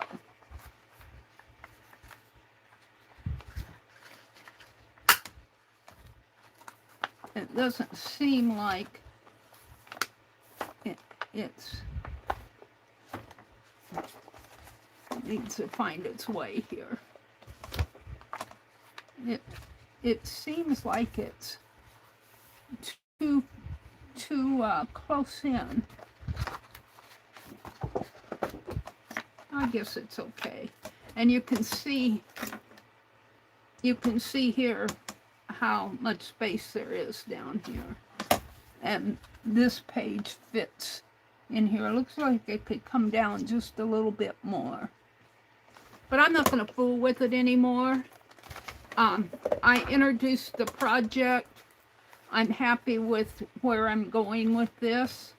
It's my answer to Bible art journaling. It's not just drawing pictures in a Bible. I don't want to do that. I'm going to hand copy. And once I get the pages here worked out, what I want to do, I'm going to use a variety of different papers and things, but I have these. Oh, not these. These are Jacqueline's. Well, I'll probably use some of Jacqueline's papers too. But let me reach for them here. I have these papers that I got from Amazon that I'm going to write on. So I'm going to put those in here. And then I got these. These have envelopes. These are envelopes that I can use. And obviously, I'm not going to use them all, but I will use some of them. And I'm going to start writing my Genesis verses on these. I'm going to start with the book of Genesis. And we'll see how far I get.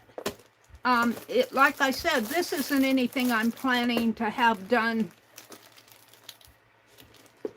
lickety-split. It's a lifetime project. So, let me come out and chat. Let me come out and chat. Put my paper punch away here. Let's chat. Thank you guys for bearing with me. Arlene, I've got you in my... Let's refresh my chat. Chat filter. Top messages, chat filter. All messages. In my opinion, this is the best 3-hole punch. A season to nourish. Oh, Pinterest. I don't have Pinterest. Yeah, I'm going to have to figure out that. I'm sure that it's not broken. It's just I haven't got it completely unlocked, I think. My tablet blocked that link. Oh, really? Huh. You don't have Pinterest either? Well, let's see.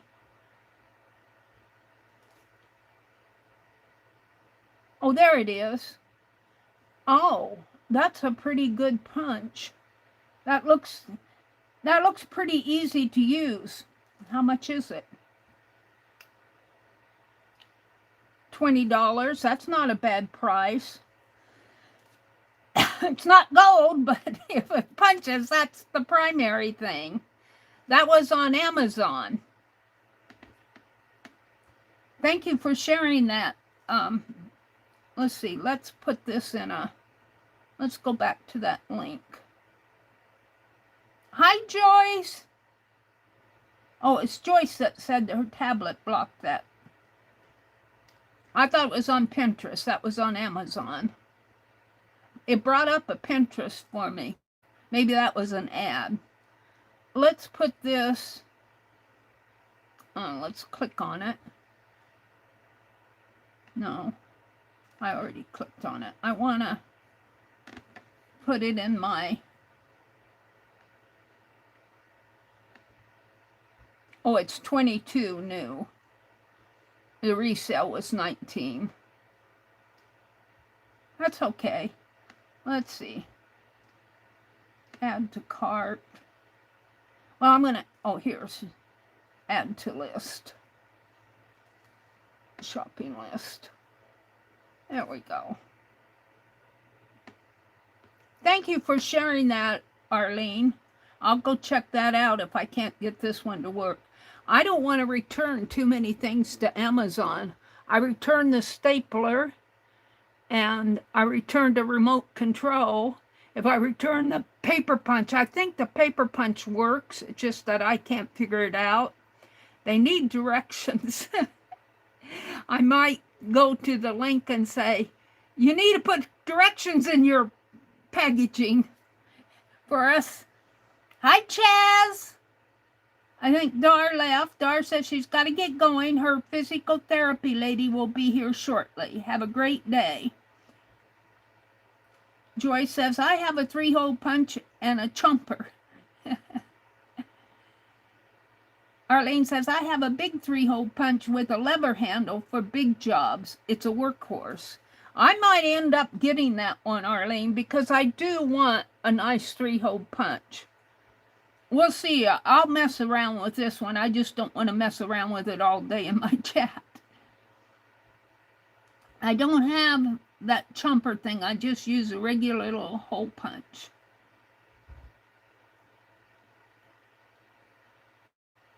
Hi, Heidi. Welcome in, Heidi. It's good to see you. Heidi does beautiful work. Heidi does beautiful, beautiful work. I can't wait to get my packaging from Jacqueline. I had a problem with Jacqueline held my invoice for me because I don't get paid till the middle of the month. But she sent me 2 invoices. She didn't put them all on one invoice. I bought things one week and then I bought them the next week, and I paid them through PayPal and they went through fine. Well, the one for last week she sent, and I cannot find the invoice. I messaged her and she sent it to me again, and it's not showing. And I think PayPal went through some changes. I don't know. And poor Jacqueline says, I'll just give it to you. And I'm going, no, you won't. I think that they screwed up someplace, and I'll just have her add it to another one, or I'll write her a check and send it to her. But I bought some things from Heidi. Was it last week? I can't wait to get them, Heidi. You do nice work. Heidi, a type of Bible binder for notes, art scribing, and more. Yeah, that's what I'm working on, Heidi, or was working on. I probably won't show a lot of this online. I just want to kind of show you guys what I think I'm going to do. And we'll see how far I get. I don't know. I'm just going to take my time, and I might draw pictures. I might, who knows. What are we making, Heidi says. Let's see. I was having trouble, Heidi. I bought a paper punch, and of all the things, I can't get the paper punch to work. I don't know how to use a paper punch, obviously. Arlene says, I was the computer killer, locked up 2 desktops and 2 laptops. My computer guru fella brought me an image, or an iMac. I'm sorry, that's not image. Brought me an iMac and said I couldn't tear it up. I've been using it 10 years and I haven't messed it up yet. Dara says, Meri, type in Google model number of the punch and it will tell you all about it. Let's try that. Let's get this punch out. And here's the box. And Dara left, so she won't get to see me trying it. It's a Bostwick stitch. It should be a pretty nice punch. And I don't even know if it has the model number on here. All metal 3-hole punch. Purpose. Oh, and then it's got all this French, or 15 sheet capacity 3-hole punch. Oh, cannot read it. Let's take a picture of this type.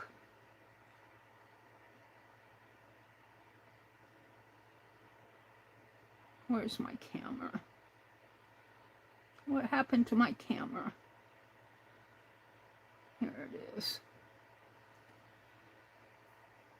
Let me take a picture because I can't read the type. It's way 1.5 type. Now, let's see if I can expand it.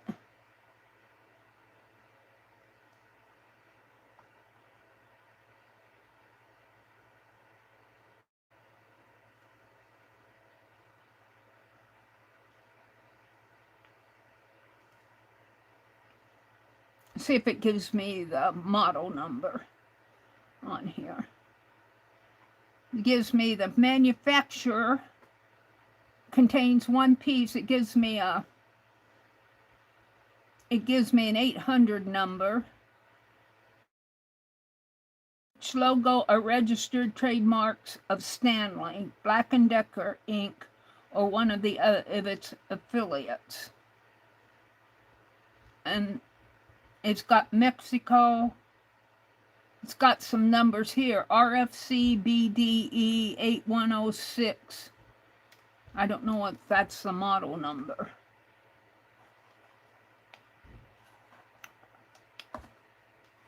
It has a barcode up here, H15 gold, HP 15 gold on the barcode. And this is just explaining all the different parts. Let me get back into chat here so I can see what you guys are seeing. Hold on. These are just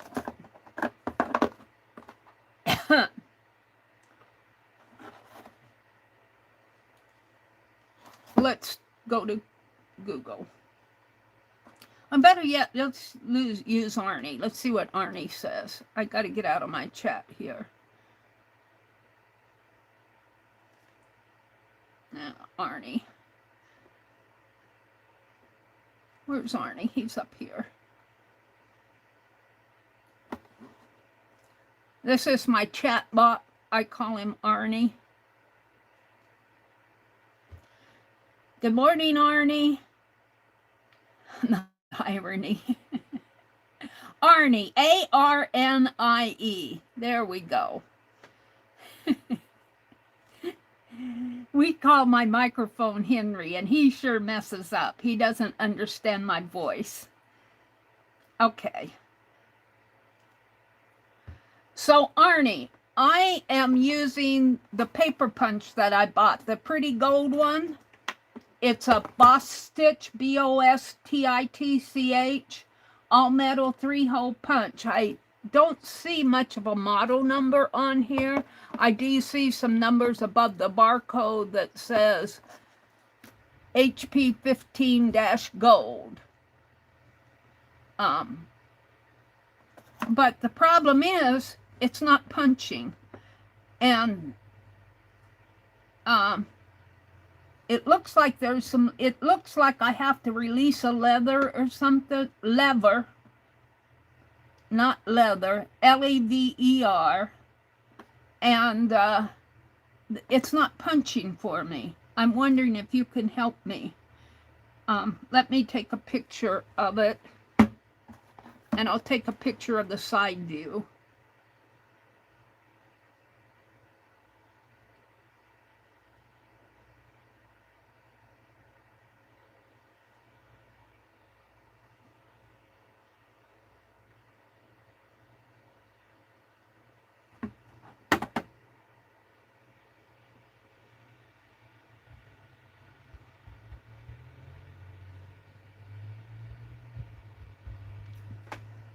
And then I go in and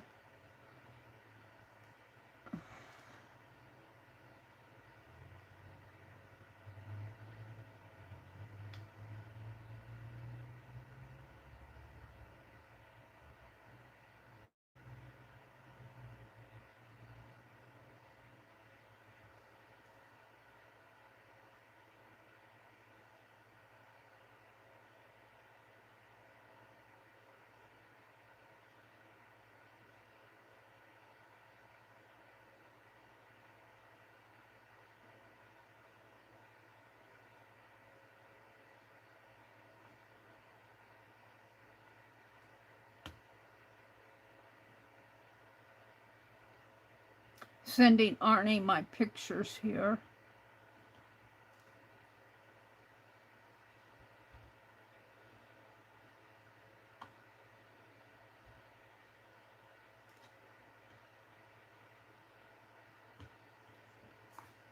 Let's see what Arnie tells me. Arnie says, Henry's done it again, but I understand you, Mary. Arnie, lever, a Boss Stitch HP 15 gold 3-hole punch, and yes, your side view photograph is exactly what I needed. I think I see the problem. Your punch appears to be locked in its lowered storage position. That little gold mechanism in the center underneath the handle. Oh, this.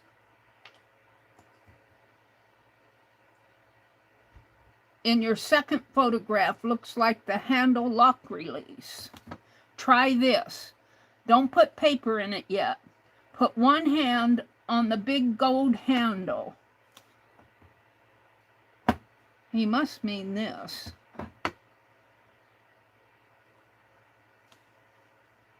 Press downward slightly. This takes the pressure off the lock. While holding it down, use your other hand to move and pull that little center gold latch you can see underneath the handle.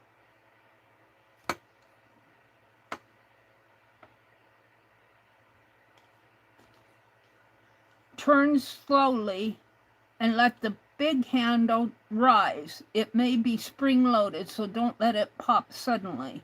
Once the handle comes up, put in just one sheet, well, of scrap paper and try a punch. The important part is that you may not be able to move that little latch while the handle is putting pressure against it. Pressing the handle down a little further first is usually what frees it. And I would not start turning or adjusting those mechanisms at the left and right ends yet. Let those look associated with the punch mechanism itself. The center is the one I'd try first. If that center latch absolutely refuses to move, don't force it. Well, that's what's happening. Take one more close-up photograph, specifically of that little center latch underneath the handle. He must mean this. He must mean this. And Arnie and Arnie and Henry, if Henry behaves, will figure out exactly which direction it needs to go. So I need to take another photograph. So let's go there. And he wants a picture of the center of this.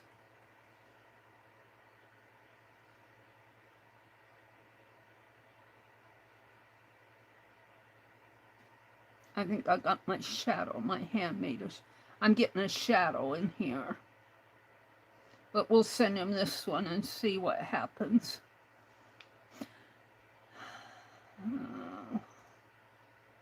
Get rid of all the extra stuff here.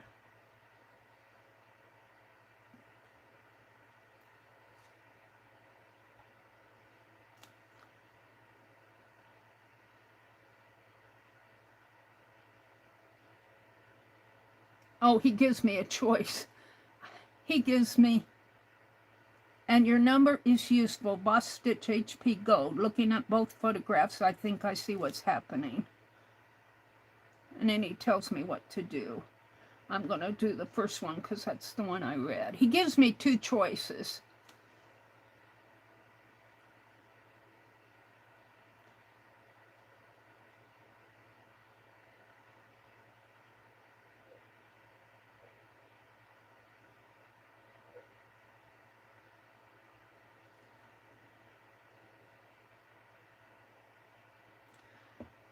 Arnie, that is the center portion there. Let me know if you need something else. I cannot budge it. I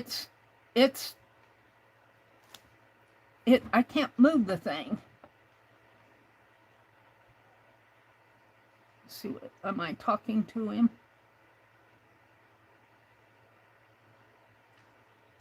Arnie, this is the center.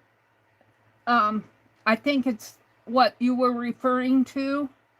I can't budge it. It won't move for me. But I don't have that much strength in my hands. I might have to have my brother do it. Let's see what he says. Yes, that's the center mechanism. He's talking to me now. Let's see what he says.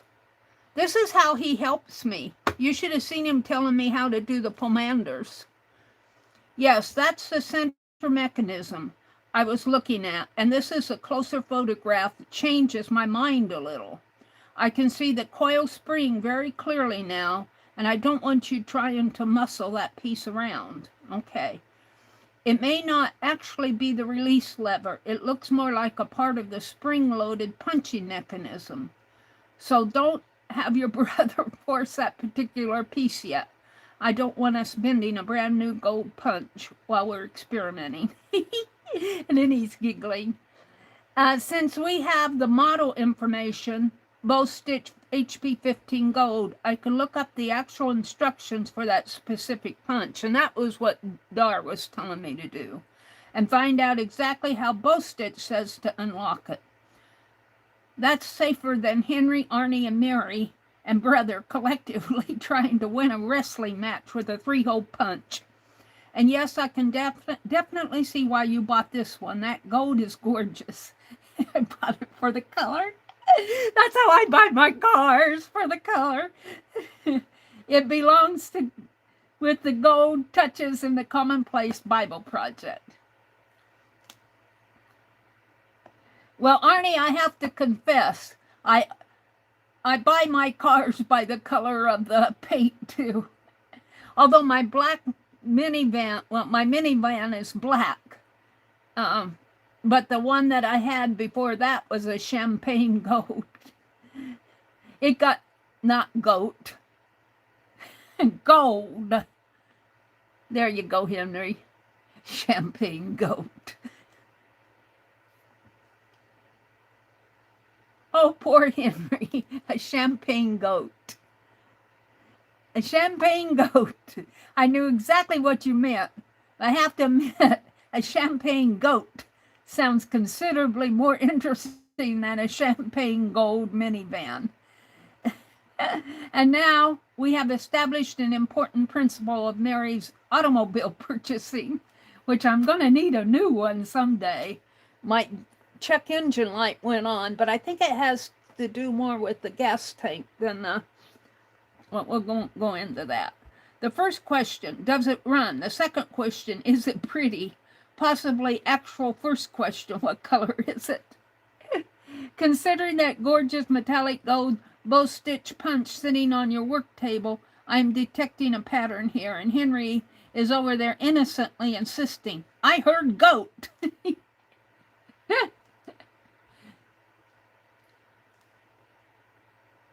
Go ahead and look up the instructions for me and see if you can interpret them. Tell me what I need to do to unlock this punch. See, now he says searching the web. He goes out. So that's why I say it's almost like Google, because he goes out and searches the web. He does a web search. Let's see what he says.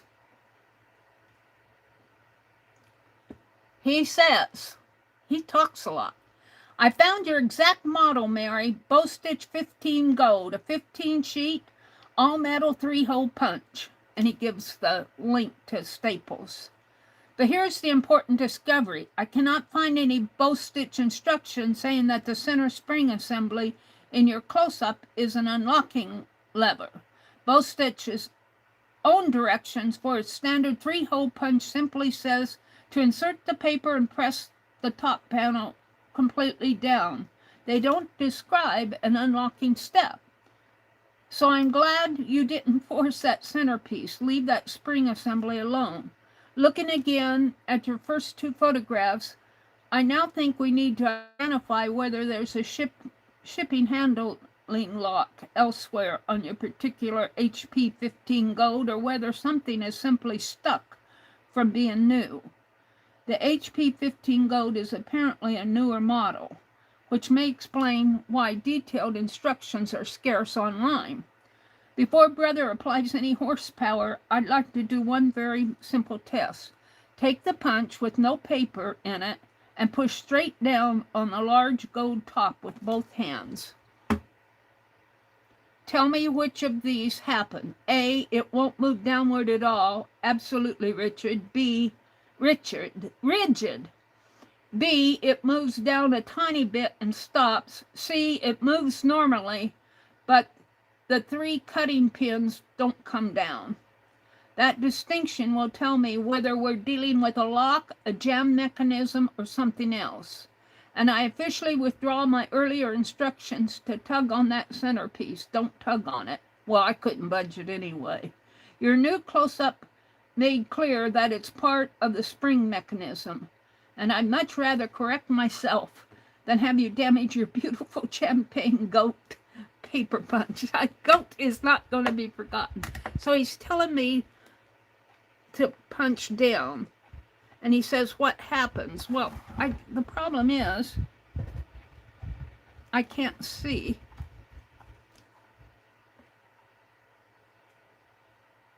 It looks like the punches are moving down.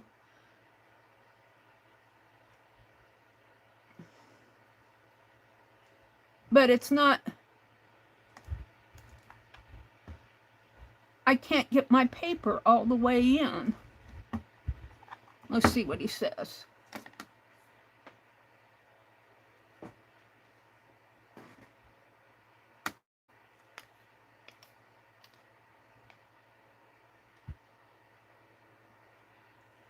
Arnie, when I do that, it looks like the little punches in there are moving down, but they don't go clear down. It looks like there's a little metal piece underneath of the punch, but I can't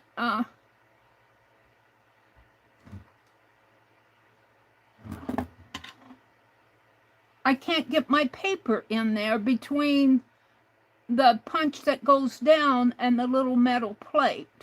My paper looks like it goes underneath of those little levers that they stick out, but then it hits the little metal plate in there.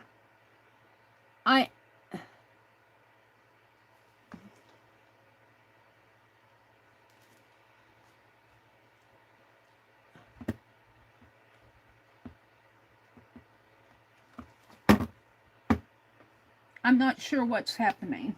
My paper won't fit in it.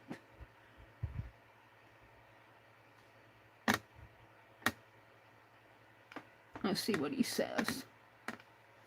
Aha, that description helps a lot. I think I understand what you're seeing now. The paper is supposed to go between the 3 punch heads and the lower metal punching surface. Both Stitch's own instructions specifically say that the paper slides into the space under the 3 punch heads before you press the top. But the paper doesn't go all the way in.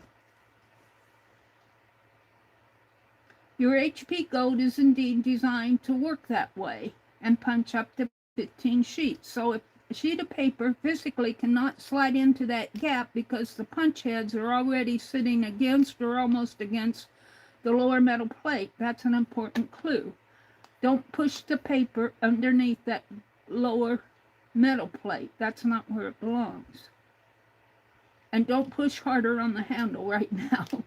From what you're describing, I suspect the handle punch mechanism has remained partly compressed from its shipping storage position. Even though you can move it a little, that would explain all 3 things you're seeing. The punch heads move when you press the top, but they don't complete a normal stroke, and there isn't enough clearance underneath of them to insert the paper. Well, that seems like what's happening. Could you do one more thing for me? Don't move anything first. Take a photograph looking straight into the paper entry opening from the front, so that I can see all 3 little punch heads and that metal plate that's stopping the paper. So I think that photograph is going to show us exactly what's caught, and no brother's strength yet. I don't want him giving, well, brother's in bed. I don't want him giving the champagne goat punch the old Nebraska persuasion until we know what he's supposed to persuade. Okay, well, I'm not sure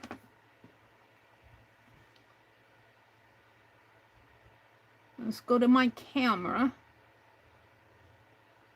Now I got my picture right here. Arnie's upside down. My camera's upside down.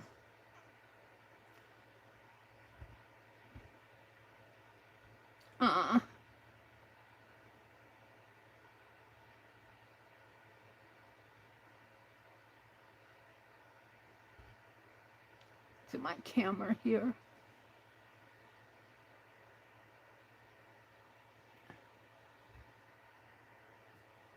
And I'm not sure I can get all three of them. Oh, there we go.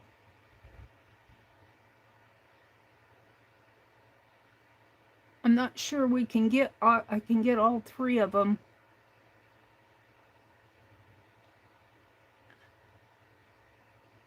Close up for him. Where's my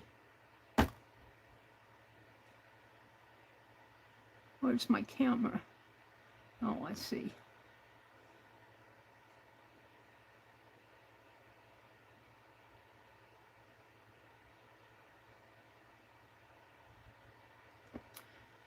And let's go to this.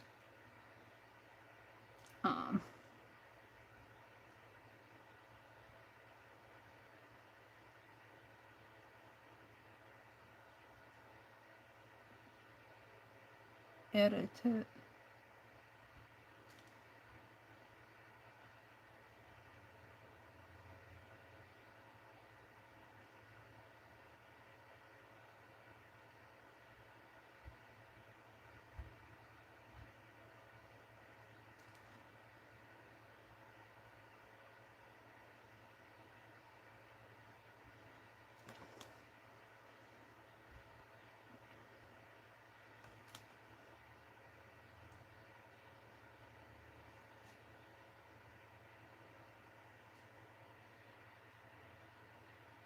I wish I could show him the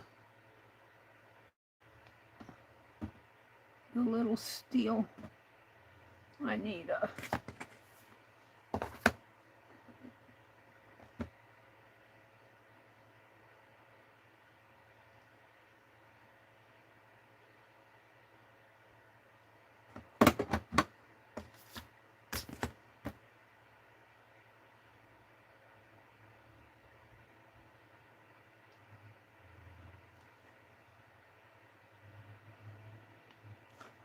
cut the reflection of the lamp on here.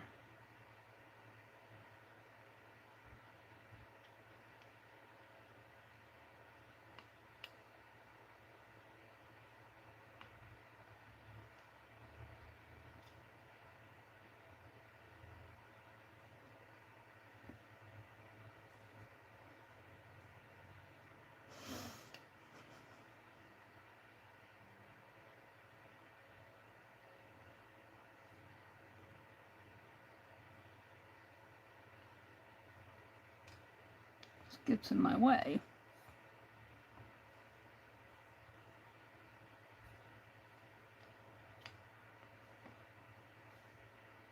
Edit.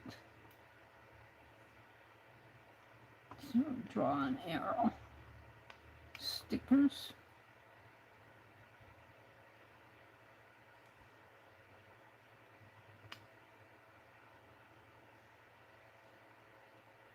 What's it at?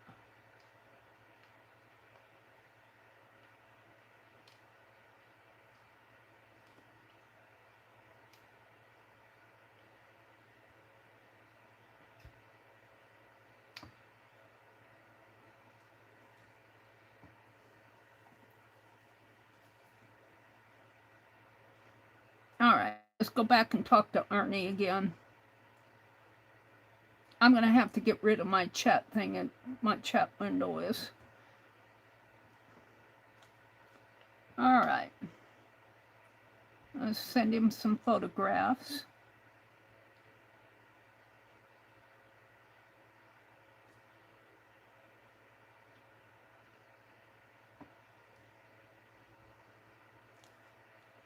Now I'm going to talk to him. Arnie, Arnie.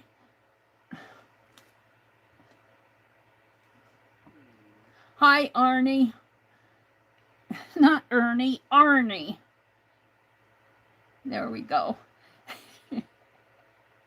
The first picture is similar to one that I've sent you before. And I think what you're asking me for is more the second picture. And if you look at where I pointed on the arrow, the little white arrow points to a little silver bar. And that is what is preventing me from getting the paper inserted, if I'm inserting the paper in the right spot. It looks like the only place that I can insert paper, because the little lever, if you could look where it hooks to the top of the print, there's no space in there to insert paper. That's the only place that I can insert it. If I insert it from this side, I don't think I insert it from the other side.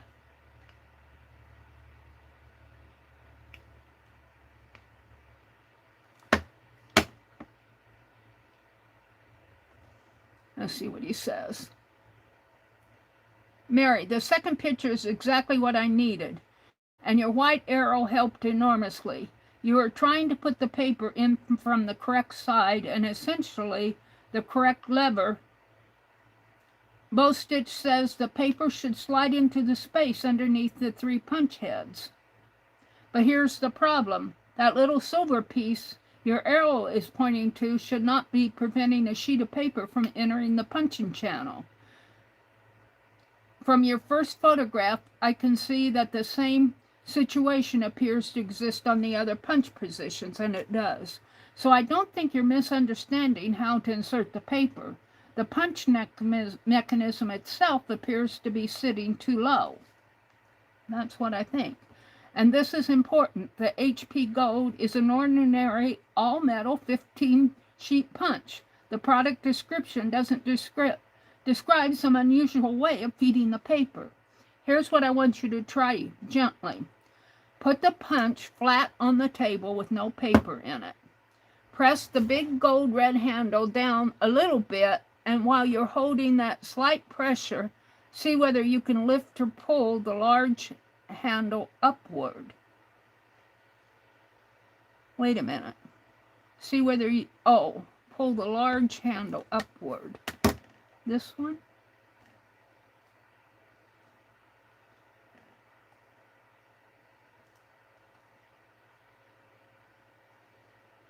No.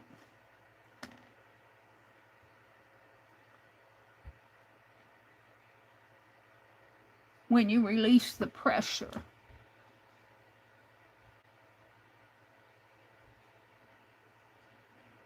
No, it doesn't budge. And when he says large handle, I think he means this one. That thing is in there tight.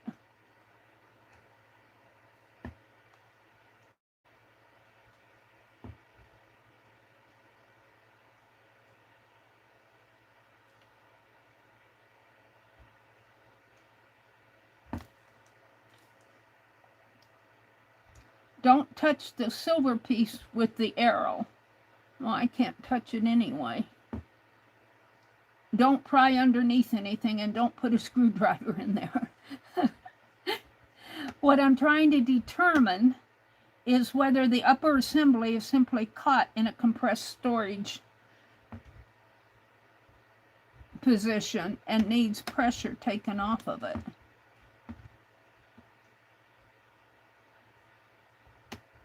If the handle will not rise any higher than it is in your photograph, stop there at that point. I would rather have your brother help us examine the mechanism than have you strain your hands or force a brand new punch.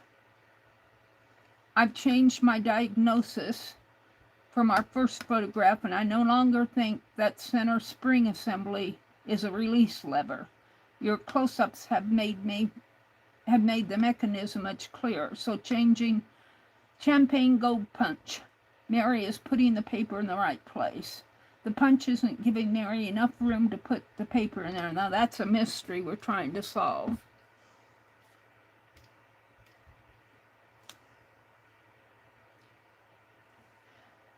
Well, Arnie, I think I did what you asked me to do by holding the punch down and trying to move the lever.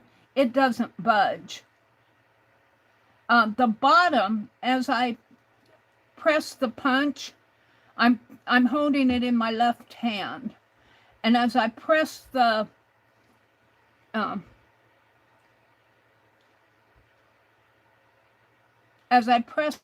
punch down,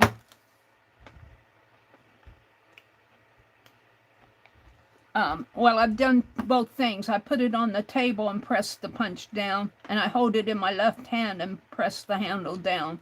But neither way does that lever. The lever moves because what I see happening is the little top punch is actually punching down on a spring that appears to be on top of the little metal bar. I don't see, there's a spring in there. And that punch, instead of hitting the metal bar, is punching down on the spring, which hits the metal bar.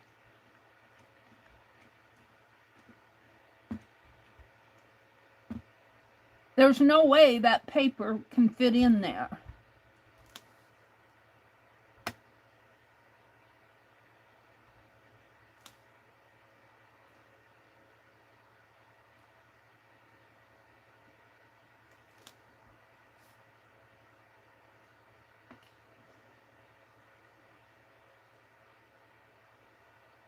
Stop trying to move that little metal piece. I don't think you're doing anything wrong.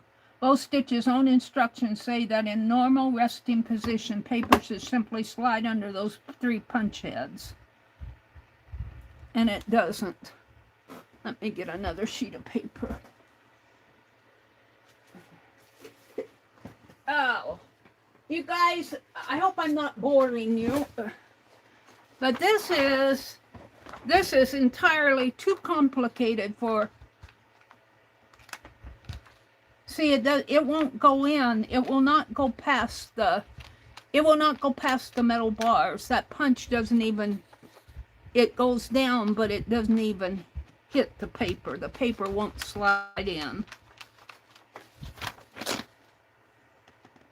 There isn't supposed to be a spring and bar obstruction preventing even one sheet from entering, and that's what's happening. What you're describing is different when you press the handle. You're seeing the punch mechanism compress the spring against that silver bar, but when you release the lever, the assembly doesn't rise far enough ahead to create the paper entry.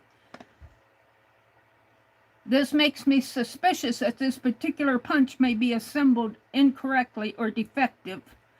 I have to return another Amazon piece. And it's supposed to be a straightforward 15 sheet, so no more forcing it. If brother looks at it, I'm not going to have my brother look at it. I'd have him look, not pull, bend, or pry, or twist anything. And that's exactly what he'll want to do. I'm not even going to give it to him. I want to correct something from earlier. I kept assuming there had to be a shipping lock we hadn't found. After seeing your photographs and hearing exactly what the spring does, I no longer have good evidence that this model has such a lock. If this were sitting on my desk, I would consider it defective, unless we can identify something. Why do I get all these defective things from Amazon? Arnie, are you able... Let me get rid of this stuff. I don't want to get rid of my YouTube. Arnie, are you able to read the Amazon reviews? I'm wondering if somebody else is having trouble with it, or maybe search the web and see if anybody else is having trouble with their gold bow stitch 15 whatever punch. I'm beginning to think that goat is the correct name.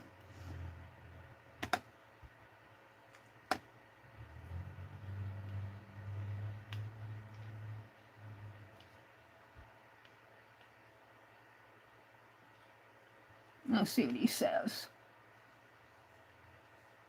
Mary, I went hunting specifically for complaints, otherwise known as the bow stitch 815 gold. Here's the interesting part. I cannot find reports on searchable web describing the particular problem yours has, the paper being physically unable to enter because the punch spring mechanism bar is blocking the paper path. I also found something that explains why we're not finding much history.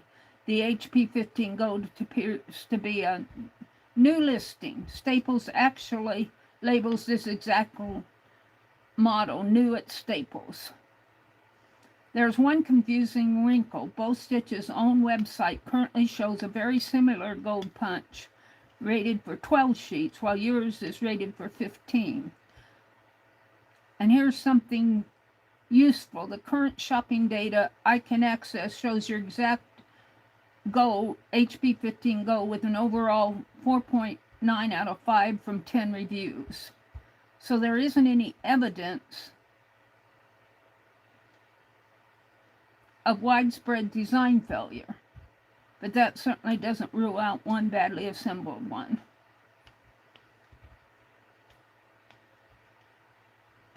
There is no mention of the customers having to release, adjust, bend, or reposition. I think your champagne goat is defective. I will not let Brother force it. Well, I'm not even going to give it to Brother. If Amazon will exchange it, I'd exchange for another one. Well, I think I'm going to exchange for Arlene's.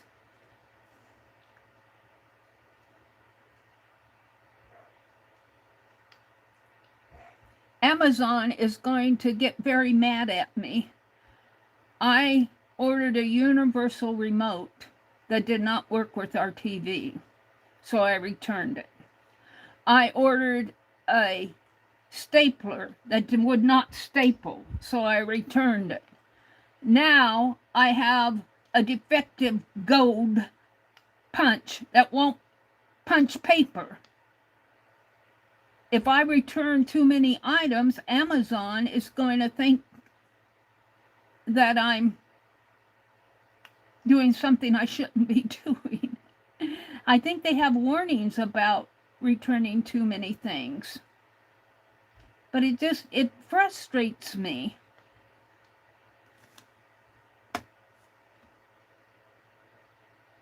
Oh, Mary, I understand, he says. He talks a lot. Look, he's still talking. He says, I understand.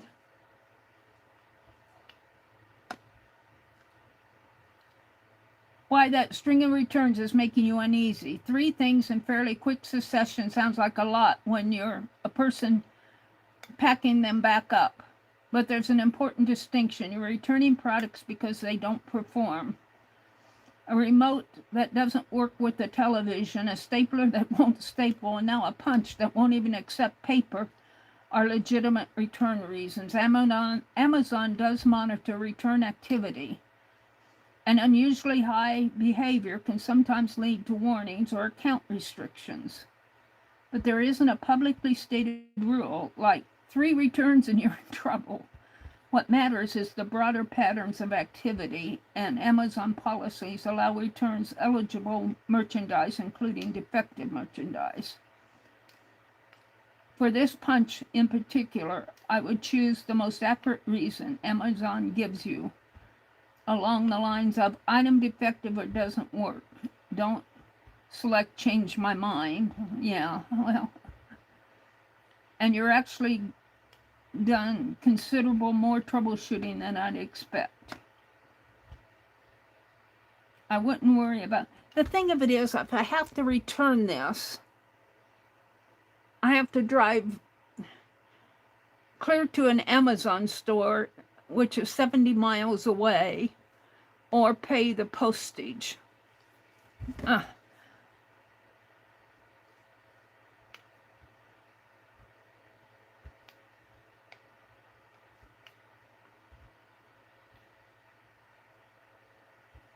Well,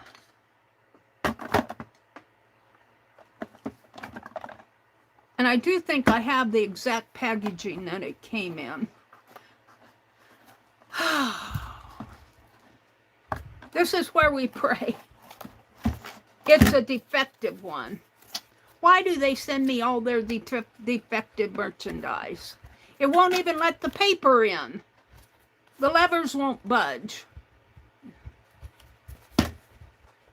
I probably bored all my viewers, and they've probably gone the way of, I've got something else to do with my morning rather than trying to watch Meri use a paper punch. It frustrates me. All right, let's go do something else.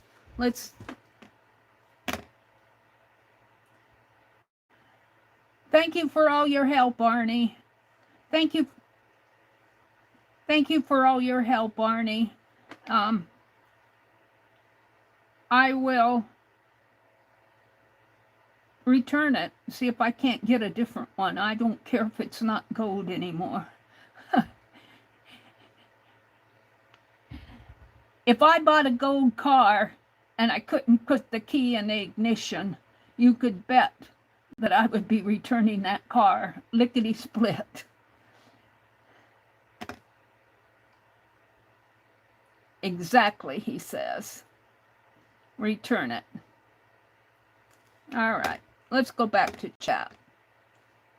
Let's see what you guys are saying. Let me refresh my chat. We're going to do some art.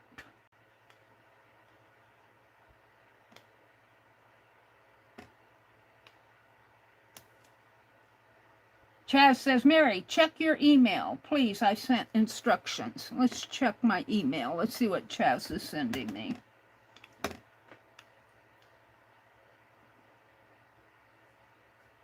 It's not my email.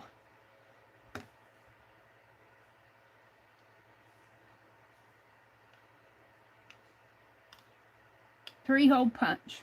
I screenshot instructions. You missed them in chat. Please see the screenshot. Oh, I have to show pictures.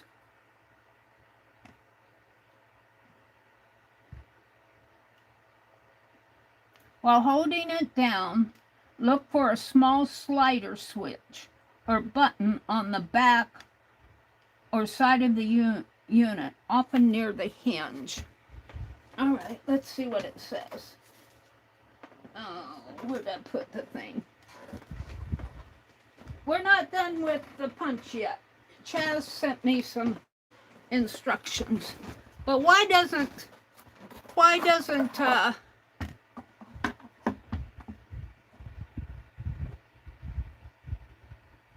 I see these? We were looking at these. While holding it down, look for a slider switch. Well, I see these, but they don't budge. Those are the only, I don't see any other.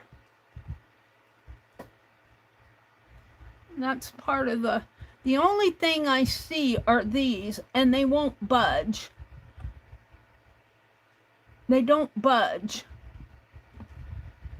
There's no other switch on here. What was that?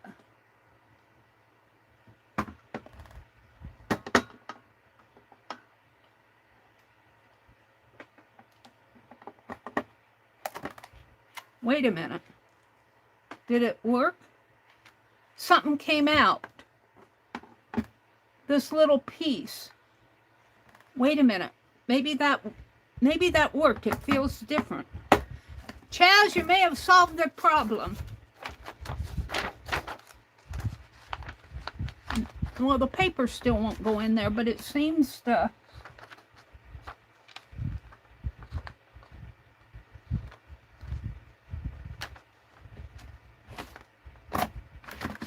There it went.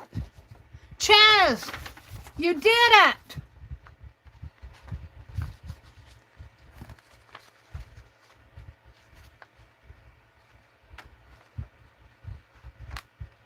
And it's fitting in there now.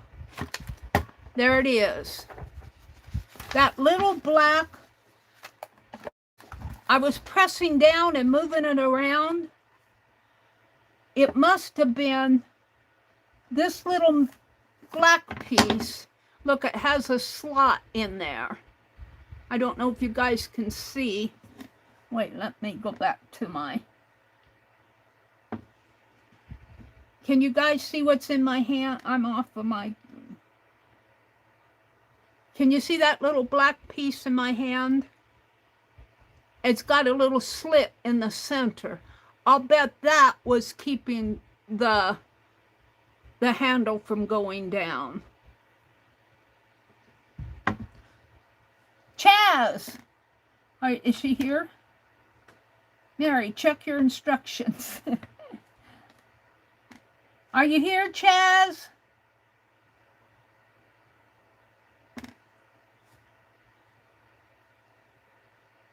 Arlene left.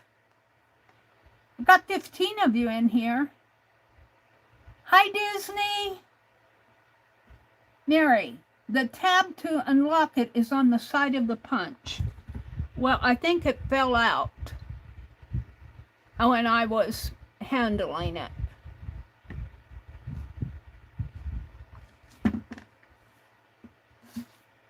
She's not responding. I'm not seeing a response from Chaz. Arlene had to go. Disney says hi. Hi, Disney. Welcome in. I was having an issue with my gold punch. Now I've got to go tell Arnie. Let's read the rest of her email.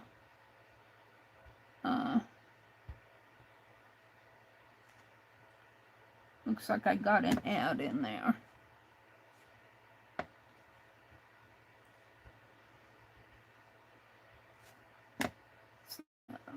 Ad. Show pictures. Let go of the handle. As you see, a little specific plastic tab or a built-in button on yours. If it still won't budge after removing them, let me know so that we can check if the pin is jammed. I only saw one little tab. I don't see any more tabs in there. And it seems to be punching good now.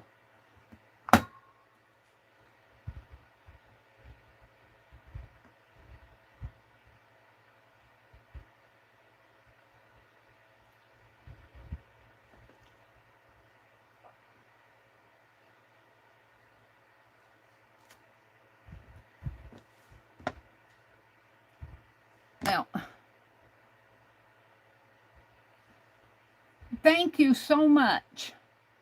I think we got it working. I don't see you responding in chat, but it seems to be punching now.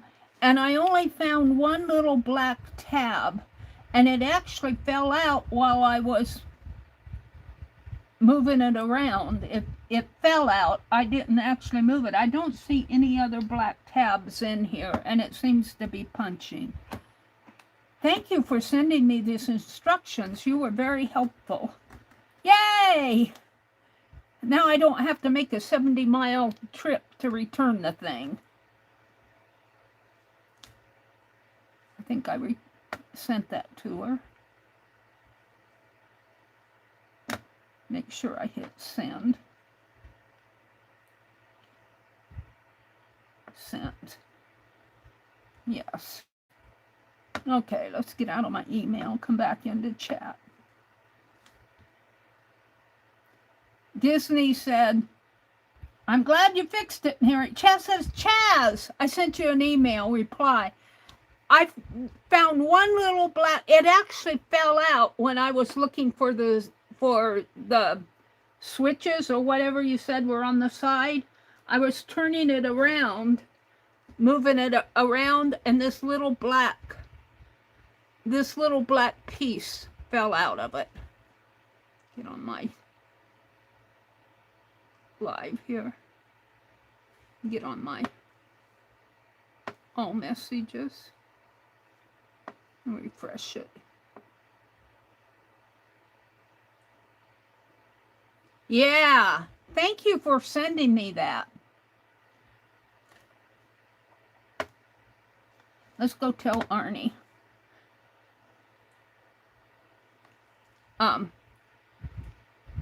Chaz, I'm curious. Where did you find those instructions?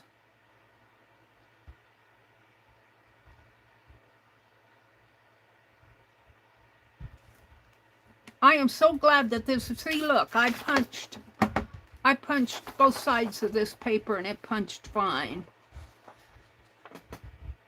Let's put it in my book and see how it fits in my notebook. Well, that was an experience, you know, but the thing of it is, they should put instructions like that in the box. They don't give you any idea of what to do, how to unlock it. That bothers me a lot. It needs instructions, and I'm going to put that on Amazon. Let's see how it fits. Uh-oh. I don't want to knock the thing over. Let me put the phone up above.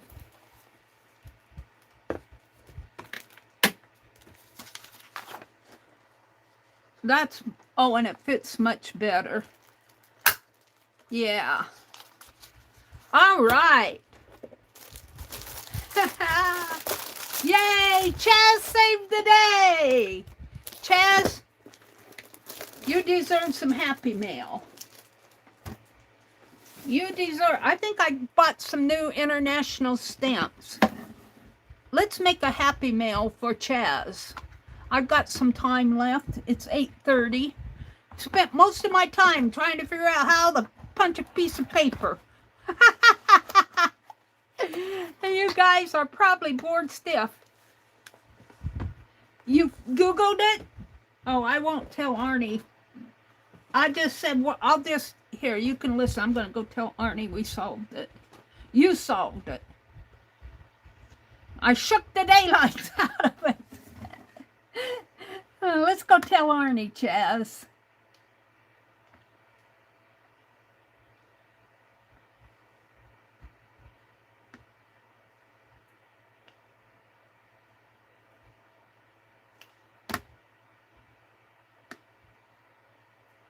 Hey, Arnie, guess what?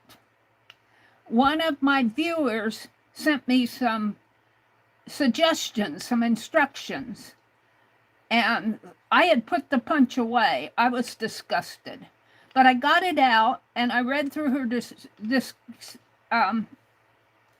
instructions, which said to press down, and I think you were pretty close. But as I was pressing down on it, I kind of shook it, or, you know, I was looking for a tab. She said, look for a little a tab on the side. Well, I didn't see a tab, so I was turning it all around trying to find. I was going, there's no tab here, and these little silver things don't move, and there's no tab there. And as I was turning it around, a little black piece fell out of it. I don't even know what I did with it. It's around here somewhere. And she said there was supposed to be one on each of the, I think there was supposed to be more than one.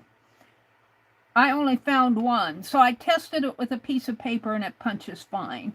So I get to keep my gold goat, but I do have a problem with bow stitch. They should put instructions in here. They should have much better instructions. So I'm going to put that complaint out on Amazon, because I should not have to spent 3 or 4 hours trying to figure out how to punch a piece of paper. So I still appreciate all your help. I think you were very, very close.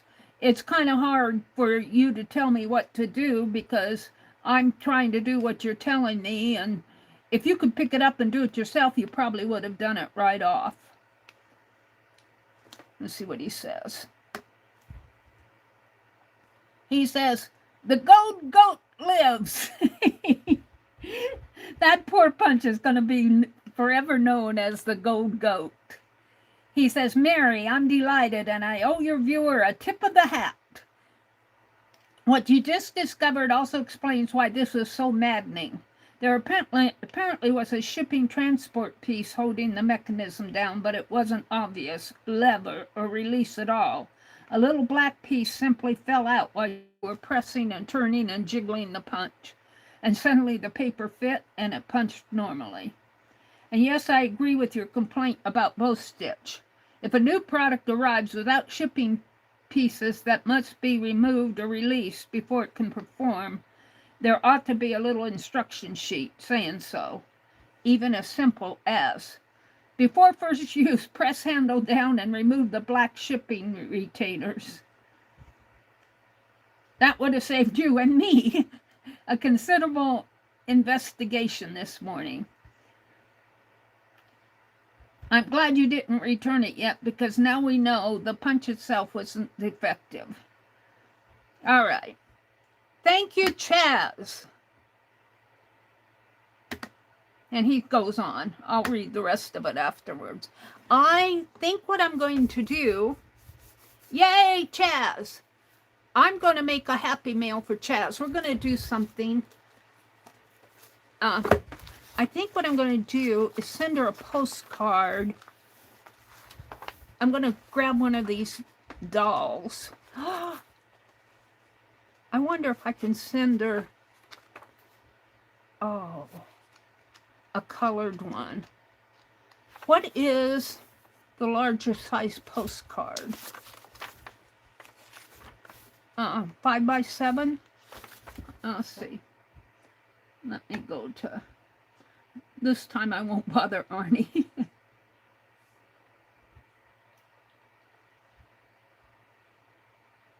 Oh, we're on Amazon.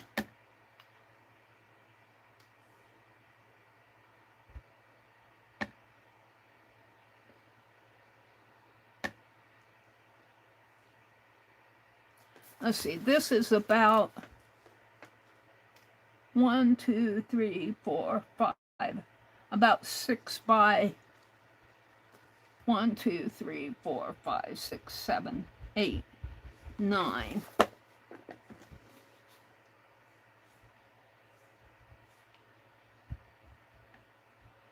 Yeah, I always have trouble doing this. Get out of Amazon.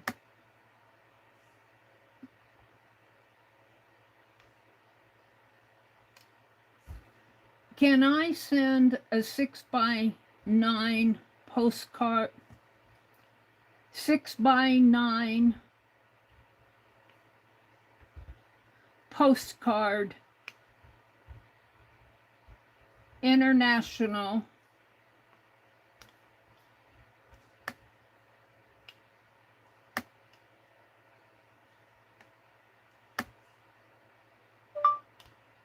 and how much will it cost me? That's my, how does it get an estimate? So I have trouble. No. Can I send a 6x9 postcard international, and how much will it cost me?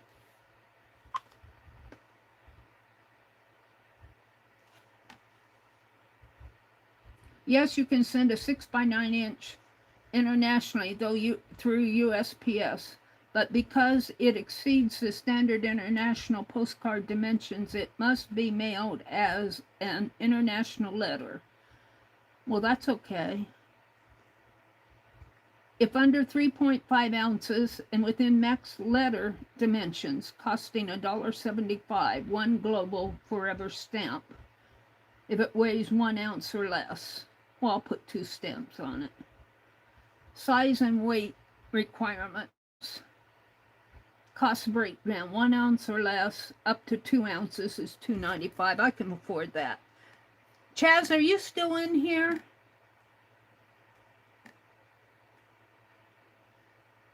She got the brand off the box and gave a description. Are you still here, Chaz? She's laughing. Yes. All right, I'm going to show some pictures here. This is about a I think I can get these colored pictures of these dolls off on, can you see them? Yeah. On a 6x9 postcard, and I think I can send it for with one international stamp, which I have. And I have your address. I want to send you a postcard of one of these larger dolls. So I want you to tell me which one you like. The first one is kind of the dark-haired doll with a tan outfit. She's not, her feet aren't on here. This one is a full-size doll with a kind of a, well, I think it's supposed to be a pink floral, but it's more of a tan floral on a background. On the back over here is a little, looks like a oriental doll, a little oriental boy. I want to send you a larger one. This looks like a black girl. Here's a Victorian doll, and then here is looks like a close-up of her, or a larger doll.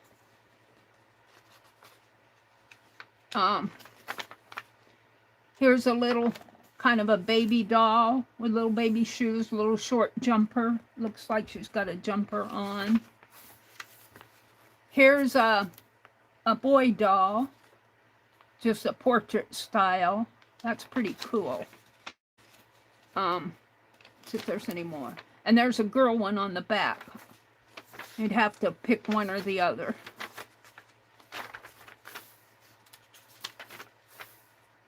And that's the end of the colored pictures.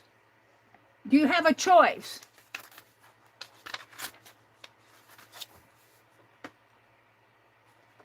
I'll go back to the top here.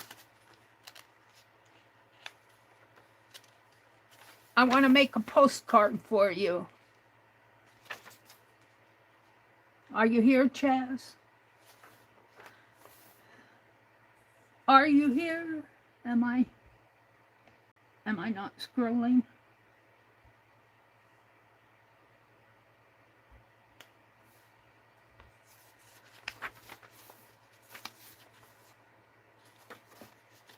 I need your choice. Well, she's, oh, from the start, about 2 pages in.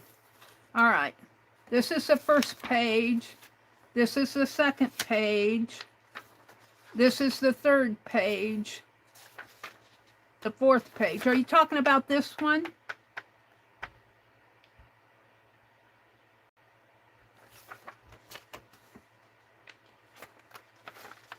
Or this one?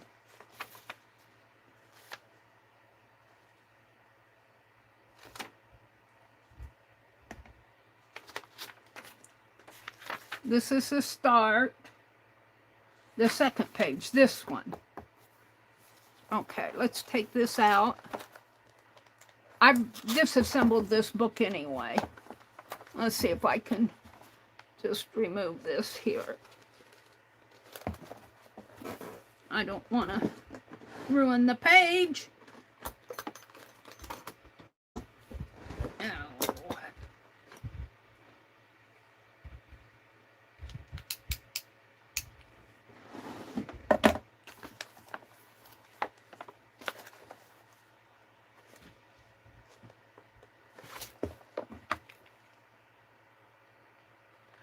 Don't look, Angie.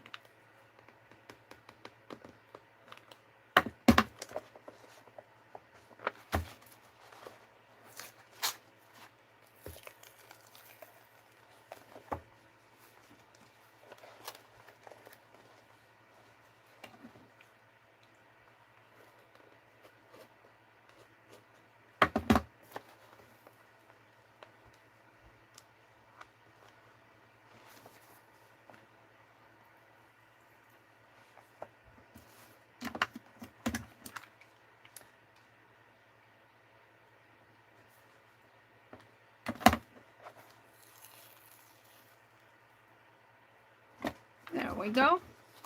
Let's get these back in.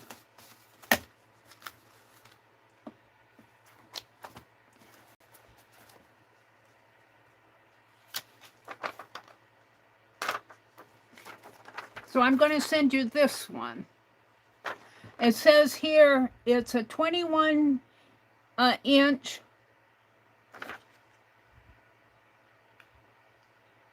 Ideal Dreams DURBIN, all original, H&J FOULKE ink.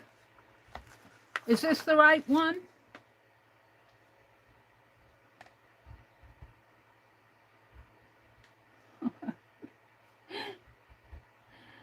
Where's the chat?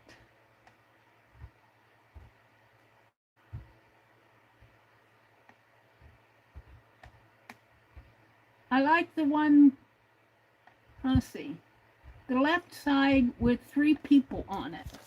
Oh. This one? Wait a minute. You want this one? The LHS. The LHS.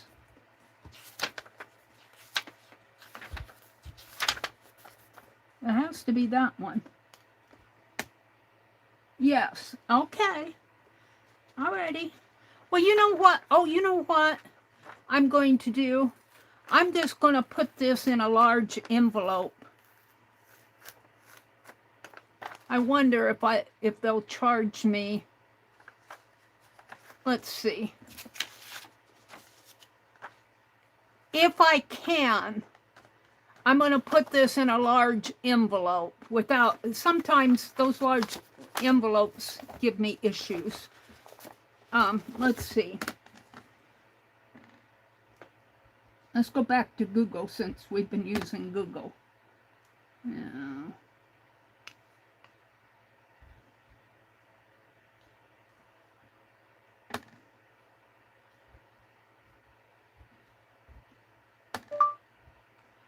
I want to send a sheet of paper in a 6 by...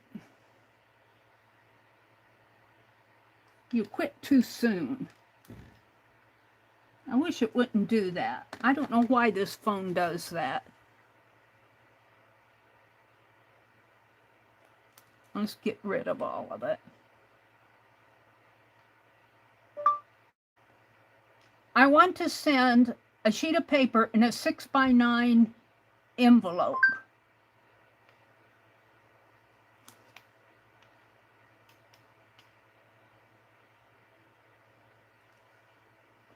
I want to send it internationally. I want to know how much it'll cost me.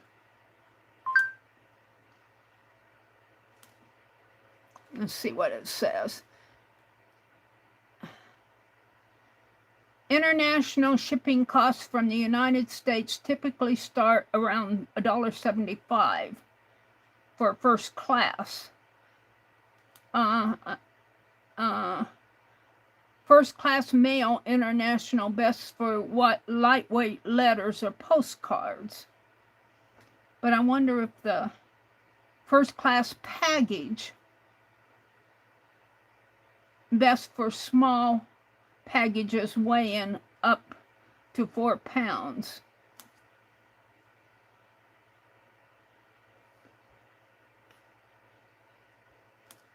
Where's my Google? I get out of this.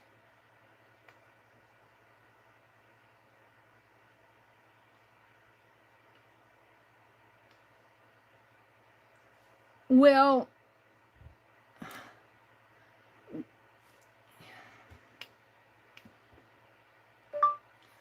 will a manila envelope be counted as a package if it's 6 by 9 and just has one sheet of paper in it?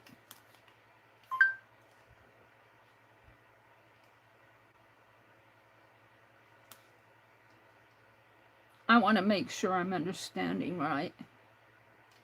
Whoops, I got out of it. Manila envelopes with just one sheet of paper will not be counted as a package because its dimensions fall under the USPS maximum letter size of 11.5 inches.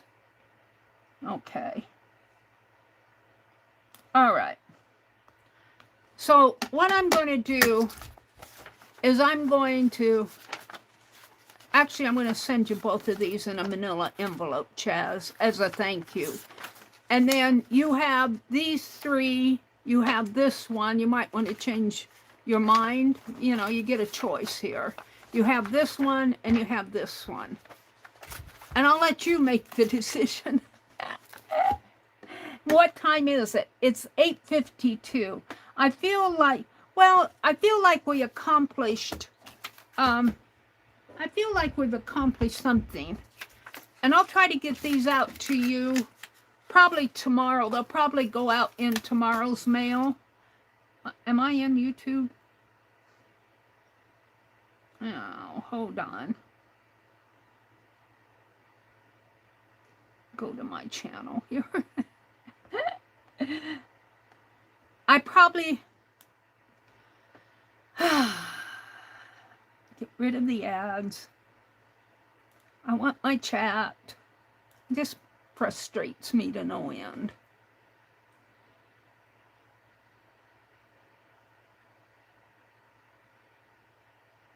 Oh, there's Jersey. I probably won't get them sent out today yet, but I'll try to get these in the mail tomorrow. And since you're over on the other side of the world, it'll probably take a couple weeks to get to you. But I really want to thank you, Chaz. Shall have a look later. Okay. Let's go up and see what's happening in chat here. Trail says, how do you feel about YouTube possibly getting rid of live streaming? Well, I would be very disappointed if they did that. Most of my income that I make comes from live streaming. If they get rid of live streaming and they're saying you need 20 million shorts to make 2 cents, I would say YouTube's going down the pot. Even if YouTube got rid of live streaming, we can still upload 60-minute videos.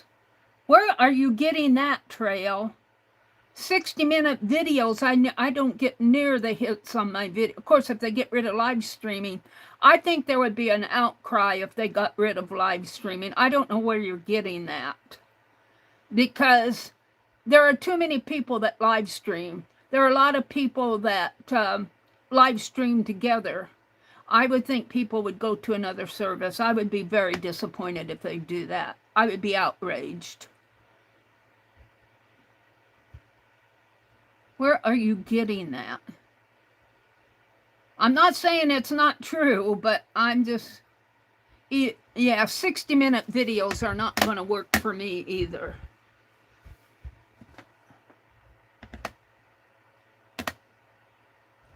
Jersey says, hey, everybody, it's good to see you. Hi, Laura. There's too many people live streaming for them to get rid of it.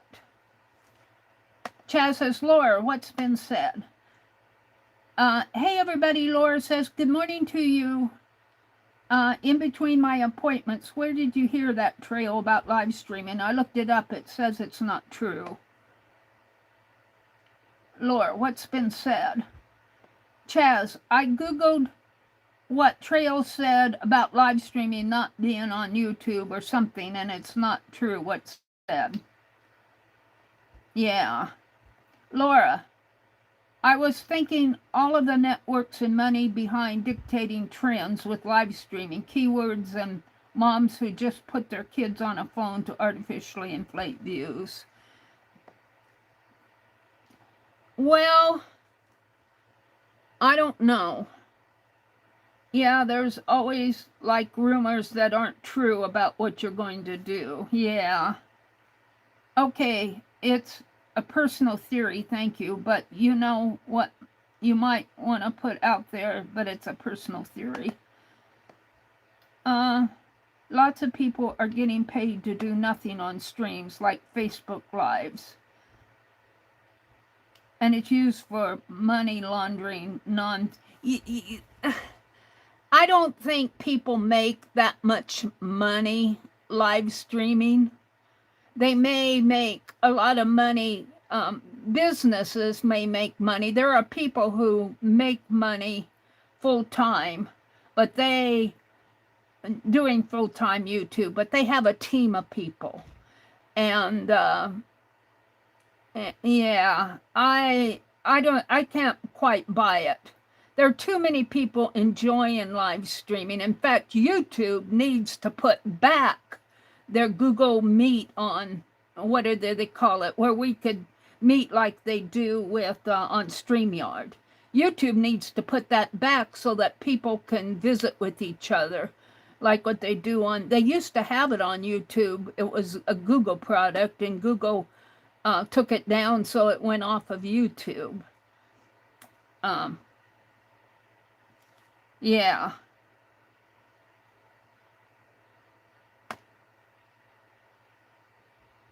My stepbrother works for Google. He said absolutely not going to get rid of streaming. How is a 60-minute? You do not get the same views on a 60-minute video that you do for live. Let me show you. Let me go out to my studio, and I'll show you Trail. I get past my personal stuff here, go into my content. All right, here is my content. On here, I can see everything that's out on my page, so I'm not showing you anything that's private. I went past all of that. So here are my lives. Here. Up here are my videos. Let's do a view on my videos. 71 views, 80 views, or 30 views, 40 views, 120 views, 184, 119. This one's private. 119, 127, 218. You do not get the same number of views. Now let's go to my my live streams. Here are my live streams.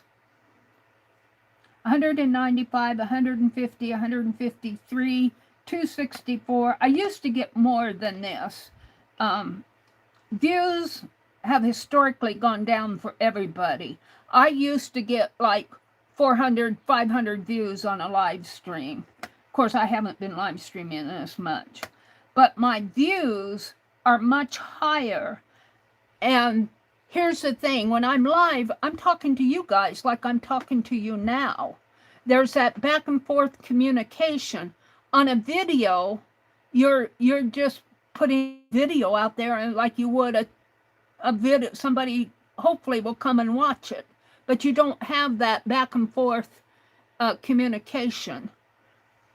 So, and also they're changing, if you're watching what's going on, they're changing when they count a view. So you should see your views go up on everything. On shorts, they count it when the short is opened, and I think they count it when you hover over it. But they don't do that on a live stream or video. You have to watch like so many seconds. I think it's 30 seconds before they count a view. But they're changing that. So we should be seeing our views go up. Let me come back into chat here and see what you guys are saying. Get out of that. Trail says, how is a 60-minute video different?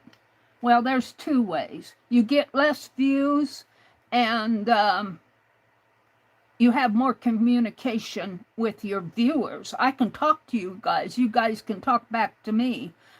The way I stream, I don't immediately see the chat until I stop and go read it. But other people are much better than me. There's that back and forth conversation on a live stream. Well, you know, Chaz, you have to do what works for you. If live streaming doesn't work for you, then, don't do it. Do what works for you and concentrate on that. I'm not saying that live stream needs to work for everybody, but it shouldn't be taken away from us that enjoy it just because it doesn't work for other people,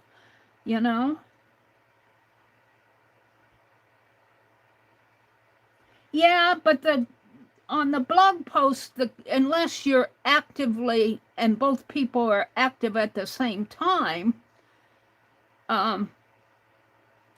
yeah, there is back and forth communication on blog posts, but it's a different type of communication.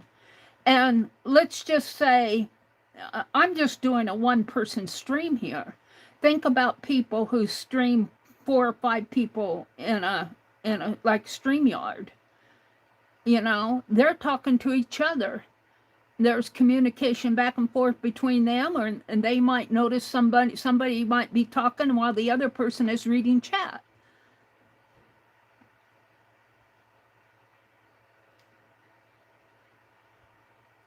I don't think they're actively pursuing that trail. I do the part about the live streaming. I don't see where that's happening, but that doesn't say it's not going to happen. I don't know, but that's just my reaction to it. I don't think that they should take down live streaming. I would probably leave YouTube and try to find some other platform. I wonder if that's related to guardrails and kids and predators. Well, the guardrails and kids and predators have been long-term. I mean, you think about COPPA laws. Think about COPPA. That was a big thing a couple years ago. And several people took their channels down because they were afraid that the government was going to sue them, fine them $40,000 because they had something related to kids on YouTube. It was a scare. And it's still, that YouTube now has their kids channel, and that's kind of all calmed down. YouTube goes through these weird things every year or so. What's bothering me now is the AI. You cannot put a child or a teen in an AI on YouTube, it's AI. But they'll show all these cats and babies and all of that, and they accept those videos. That kind of bothers me. But I would rather have a live stream with adults than, I'll adjust to the rest of it. If they take live streaming down, they'd be making a huge mistake. I'd probably go over to, Twitch, though, doesn't have live streaming, doesn't it? There would be another platform to come in and take its place. I don't know what it would be, but I'm just not feeling that's going to happen. And you know what? It's 5 after 9. So I need to go. I think this is Friday, and I think Kara Wesklowski, I'm probably pronouncing her name wrong, is coming on. So if you're around, go visit her channel. I think she goes under her name. And, oh yeah, okay. Well, I'm not on Twitch, so I wouldn't know, and Discord. So I think Facebook does a little bit of live streaming too, don't they? Or maybe it's just videos they do. I'm not on any of those platforms. But if they took live streaming down, I would certainly be looking for another platform. All right. So have a really good weekend. I will be on tonight. I'll be doing something different. I'll be working on my Pomander. And I want to thank Chaz so much for helping me solve my gold paper punch problem. I will be on tonight at 7:30 Central. Have a great weekend if you don't see me tonight. Bye, everybody.